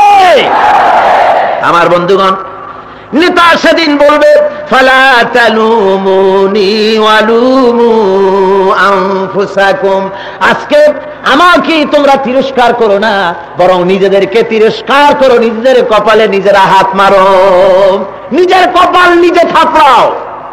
আমার গাল যাও কেন? আমি তো কোনো দলিল দিয়ে কথা বলি নাই, সব কোরআন শরীফে বলা হয়েছে। কোথায় বলা হয়েছে? আমার বন্ধুগণ, নেতা তখন এভাবে পাশ কাটায় যাবে, আমার কোনো উপায় নাই।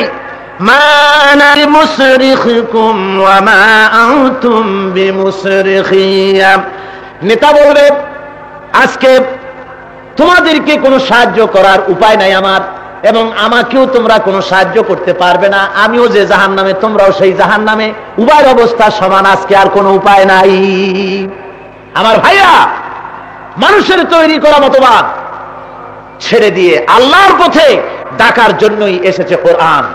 আর যুগে যুগে ইসলাম বিরোধী শক্তি মানুষকে ডেকেছে এই মানুষের তৈরি করা পথে। সুতরাং কোরআন বলছে, এই কোরআনের ভিতরে আল্লাহ রাব্বুল আলামিন দিয়েছেন অর্থনীতি, দিয়েছেন রাজনীতি, দিয়েছেন সমাজনীতি। আছে না সব কোরআনে? জোরে বলেন, আছে না?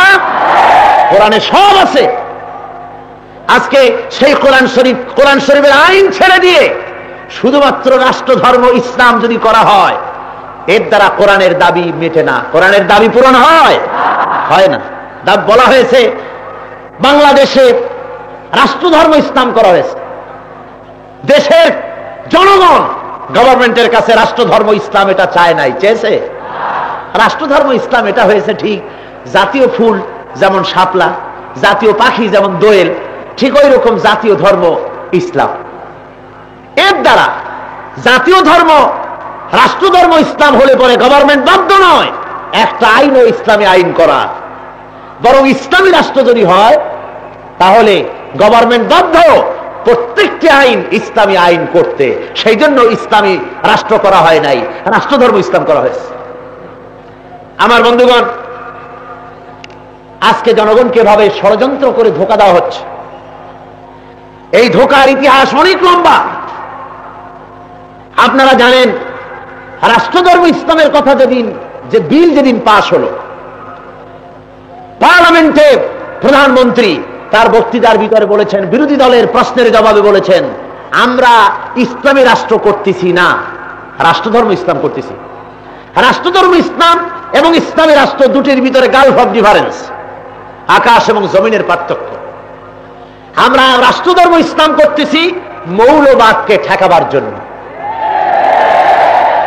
প্রধানমন্ত্রী বলে নাই, আমি বানায় বললাম, মৌলবাদকে ঠেকাবার জন্য আমরা এটা করেছি।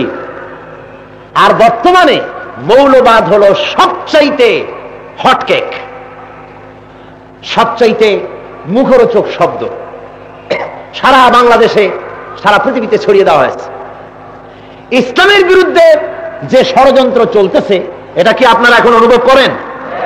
এই ষড়যন্ত্রের ইতিহাস তুলে ধরবো আমি আগামীকাল ইনশাআল্লাহ।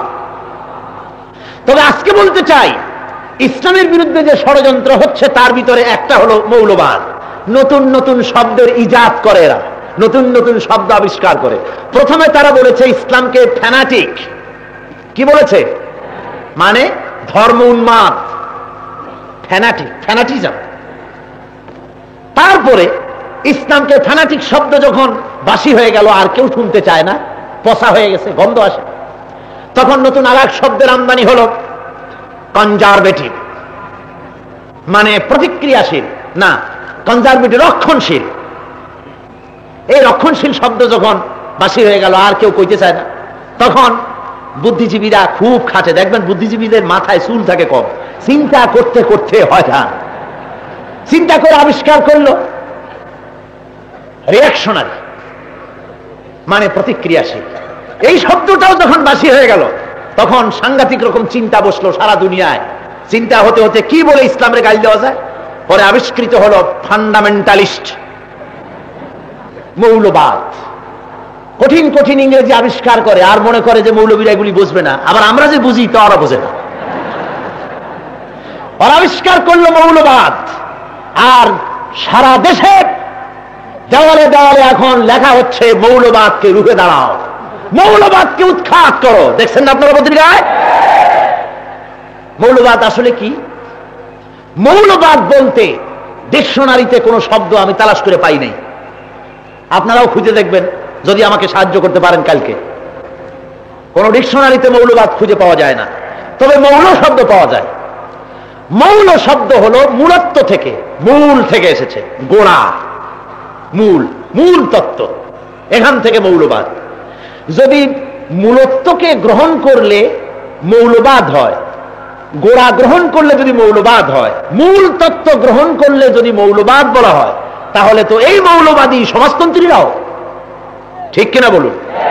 তারা লেনিন কার্ল মার্কসের বাইরে যেতে চায় না, সেই মূল তত্ত্বে থাকতে চায়। সেই অর্থে মৌলবাদী সমাজতন্ত্র, সেই অর্থে মৌলবাদী কমিউনিজম, সেই অর্থে মৌলবাদী ধর্মনিরপেক্ষবাদ, সে ধর্মনিরপেক্ষ, সেই অর্থে মৌলবাদী কি পুঁজিবাদ। এভাবে করে মূল শব্দের দিকে, মূল তত্ত্বের দিকে ফিরে যাওয়ার কারণেই যদি মৌলবাদ হয়, তাহলে আমরা মৌলবাদী, এতে কোনো সন্দেহ নাই। আমরা আজকে মাহফিলে যারা আসছি আমরা সব মৌলবাদী, ঠিক কিনা কন? স্বীকার করতে কোনো কষ্ট আছে? আমরা মৌলবাদী।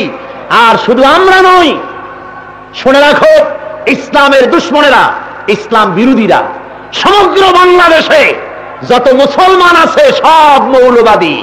সব কি? সারা দুনিয়ার সব মুসলমানেরা কি? মৌলবাদী। যেহেতু মৌলবাদ এসেছে মূল থেকে, আর আমরা আছি মূল ধরে। মূল কি? মূল কি? যারা বলেন মূল কি?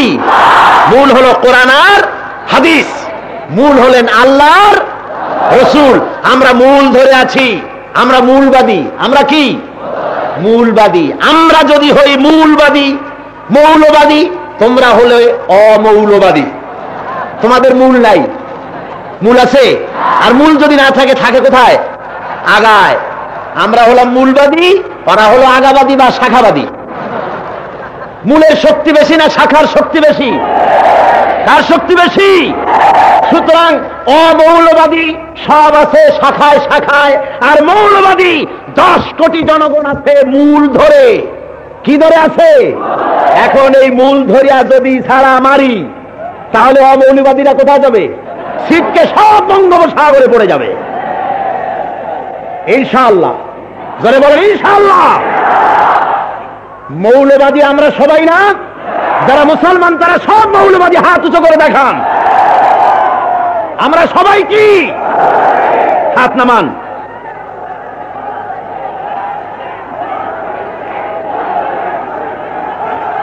আমার বন্ধুগণ, আমার বন্ধুগণ, সুতরাং বসেন, মৌলবাদ ঠেকাবার অর্থ হলো ইসলামকে ঠেকানো। ইসলাম ঠেকাও এ কথা বলতে পারে না। বসুন, ইসলাম ঠেকাও, ইসলাম প্রতিহত করো, একথা বলার ক্ষমতা, একথা বলার সাহস নাই। সেই জন্য বলা হচ্ছে মৌলবাদকে উৎখাত করো। মৌলবাদ উৎখাত করা যায় না, মূল এটা মাটির অনেক নিচে চলে যায়। এটা হলো কালেমায়ে তাইয়্যিবা। এটা কি? কালেমায়ে তাইয়্যিবার শিকড় 7 তবক জমিনের নিচে, আর আমাদের শিকড় গেছে 7 তবক জমিনের নিচে। আমাদের ইমানের শাখার প্রশাখা মহাশূন্য মহাকাশ পাড়ি দিয়ে আরশে আজিম পর্যন্ত চলে গেছে। সুবহানাল্লাহ। সুতরাং মৌলবাদকে উৎখাত করা যাবে না। অমৌলবাদীরা বরং মৌলবাদের পক্ষে না এলে উৎখাতের প্রশ্ন আছে, ঠিক কিনা? সুতরাং আমরা সবাই মৌলবাদী, এবং মৌলবাদের প্রচার চলবে দেশে, সব জায়গায় চলবে মৌলবাদ, অর্থাৎ কোরআনের আলোচনা, অর্থাৎ হাদিসের আলোচনা। এই আলোচনা কখনো বন্ধ হবে না। ওরা ইসলামের কথা যদি বলা হয় বলে সাম্প্রদায়িক, আর ইসলাম বিরোধী যদি হয় বলে প্রগতিবাদী। কানার নাম পদ্মলোচন, খেরাত কি নাম রাখে দিয়া জনুন, আর জনুন কা নাম খেরাত। পাগলপনার নাম বুদ্ধিপনা, আর বুদ্ধিপনার নাম পাগলপনা। ওরা নিজেদেরকে, ওরা আজকে যারা মিছিল করে, তাদের আরেকটা অপবাদ আমার প্রতি, প্রগতি বিরোধী কথা বলেন উনি। আমার কথা বলেন যে প্রগতি বিরোধী কথা বলেন, প্রগতিশীল রাজনীতির বিরুদ্ধে কথা বলে। একথা বলার সাহস নাই যে কমিউনিস্টদের বিরুদ্ধে কথা বলে। ওরা নিজেদেরকে প্রগতিবাদী বলে দাবি করে। তোমরা যদি প্রগতিবাদী হও তো ইসলাম কি দুর্গতিবাদী নাকি? বরং ইসলাম হলো মোর প্রগ্রেসিভ, আর তোমরা হলে পশ্চাৎপদে নিয়ে যাচ্ছ তোমরা। আমি আগামীকাল এ বিষয়ের উপরে বিস্তারিত আলোচনা করব ইনশাআল্লাহ। দেশে ইসলামের বিরুদ্ধে যে ষড়যন্ত্র চলছে সেই ষড়যন্ত্রের ইতিহাস একটা একটা করে তুলে ধরবো ইনশাআল্লাহুল আজিজ। আমি কথা বলতে থাকবো যতদিন আমার জীবন আছে। কোন হুমকি, কোন মিছিল, কোন পত্র পত্রিকা বিগত 2 সপ্তাহ ধরে জাতীয় পত্রিকাগুলি, সাপ্তাহিক পত্রিকাগুলি আমার বিরুদ্ধে আদা পানি খেয়ে লেগেছে। আমার বিরুদ্ধে 2 থাল গরম ভাত বেশি খাচ্ছে, তারা চরমে লিখতেছে। আমি বলি লিখতে থাকো, তোমাদের মিছিল, তোমাদের হরতাল, তোমাদের ধর্মঘট, তোমাদের রক্তচক্ষু, কোন জিনিস আমার কণ্ঠ থেকে কোরআনের আওয়াজ বন্ধ হবে না ইনশাআল্লাহ।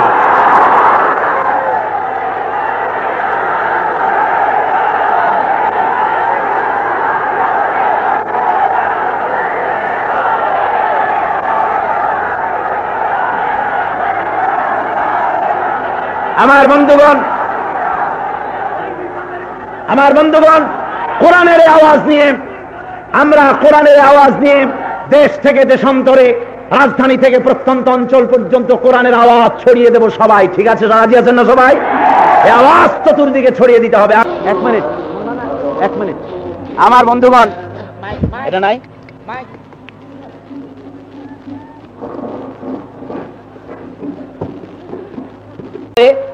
খুব ভালো একটি সুসংবাদ আছে। এই সুসংবাদ আপনাদের দেওয়া হবে ইনশাআল্লাহ। আপনারা কেউ যাবেন না, সব অপেক্ষা করুন। আমার বন্ধুগণ, আজকের এই তাফসীরুল কোরআন মাহফিলে আজকের এই তাফসীরুল কোরআন মাহফিলে মোট 9 জন অমুসলিম ইসলাম কবুল করার জন্য হাজির হয়েছেন।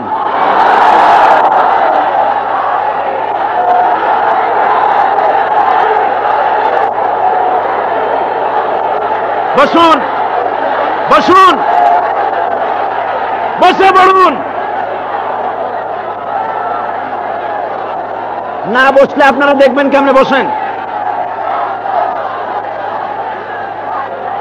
সবাই বসে পড়েন।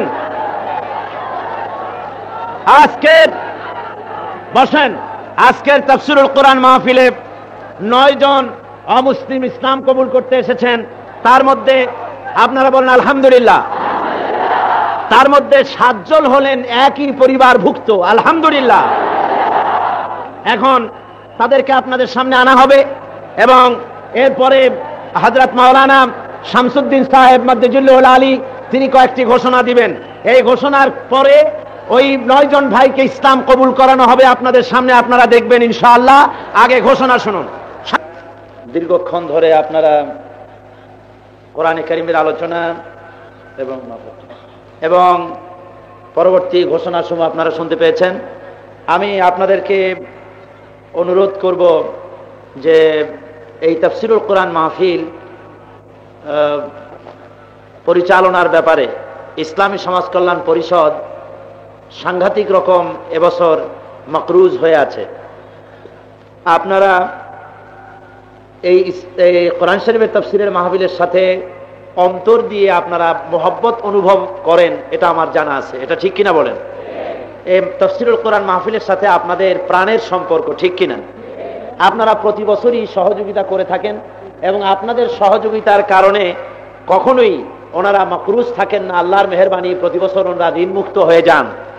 তো আগামীকাল আপনারা তাফসীরের মাহফিল সাহায্য করার জন্য প্রস্তুত হয়ে আসবেন, টাকা পয়সা নিয়ে আসবেন। এ দাবি কি আপনাদের কাছে আমি করতে পারি?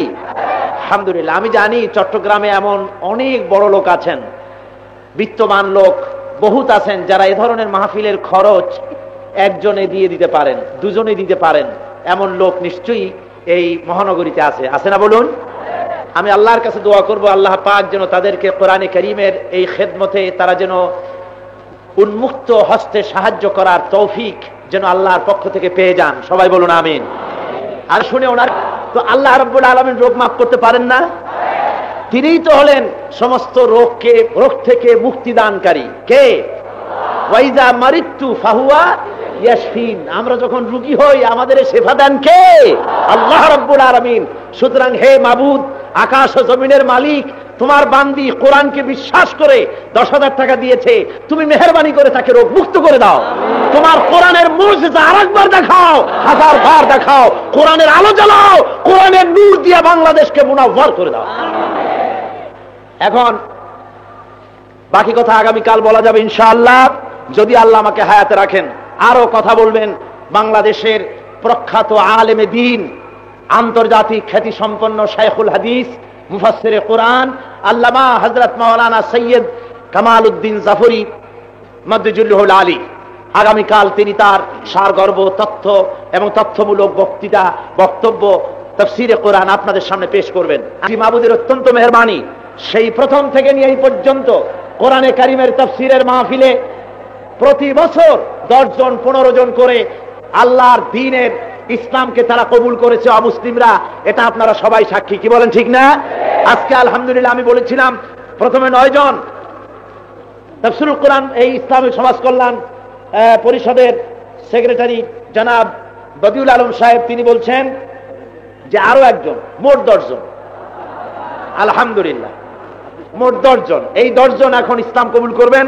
ওনাদের নাম আমি বলছি না। এক নাম হলো শিবু মজুমদার, পিং থানেশ্বর মজুমদার, গ্রাম আমানুল্লাহ, থানা সদর, জেলা নোয়াখালী। নতুন নাম তিনি পছন্দ করেছেন মোহাম্মদ শহীদুল ইসলাম। সপরিবারে মোট 7 জন। তারা হলেন মাইকেল সাংমা, পিং মৃত্যু আবুয়াম সাংমা, গ্রাম দেবপুর, থানা কমলাকান্দা, জেলা নেত্রকোনা। নতুন নাম পছন্দ করেছেন ইউসুফ ইসলাম। তার স্ত্রী হলেন রঙ্গিলা মারাক, পিং হালি সাংমা, স্বামী মাইকেল সাংমা। নতুন নাম পছন্দ করেছেন তিনি ফাতিমা বেগম। মেয়ে রূপালী মারাক, নতুন নাম পছন্দ করেছে আয়েশা। আর এক মেয়ে নাম হলো মাধুরী মারাক, নতুন নাম পছন্দ করেছে মরিয়ম। ছেলে অমাল মারাক, নতুন নাম মোহাম্মদ হাসান। মেয়ে মাধবী মারাক, নতুন নাম পছন্দ করেছে হালিমা। ছেলে উজ্জ্বল মারাক, নতুন নাম পছন্দ করেছে মোহাম্মদ হোসাইন। আরেকজন এই পরিবারের বাইরে, তিনি হলেন বসন্ত বিশ্বাস, পিতা মৃত জেরম বিশ্বাস, গ্রাম বৈতকচিয়া। এটা উৎসব করে দেবে। আর এখানে যারা আছে তারা তো আমার সাথে বলবেনই, লা ইলাহা ইল্লাল্লাহু মুহাম্মাদুর রাসূলুল্লাহ।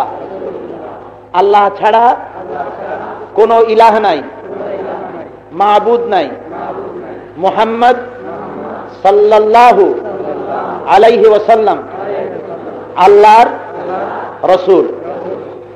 আশহাদু আল্লা ইলাহা ইল্লাল্লাহু ওয়াহদাহু লা শারীকা লাহু ওয়া আশহাদু আন্না মুহাম্মাদান আবদুহু ওয়া রাসূলুহু।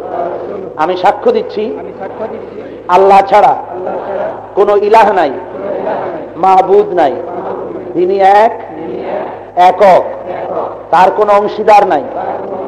মুহাম্মদ সাল্লাল্লাহু আলাইহি ওয়াসাল্লাম তার বান্দা এবং প্রেরিত মহাপুরুষ রাসূল। এখন এতক্ষণ একটু আগেই ওনারা ছিলেন অমুসলিম, এখন ওনারা সবাই ইসলামে দীক্ষিত হয়ে আমাদের মুসলমান ভাইতে পরিণত হয়ে গেলেন। ওনারা এখন সব আমাদের আপন ভাইয়ের মতো। ওনারা আমাদের কি? আমাদের ভাই।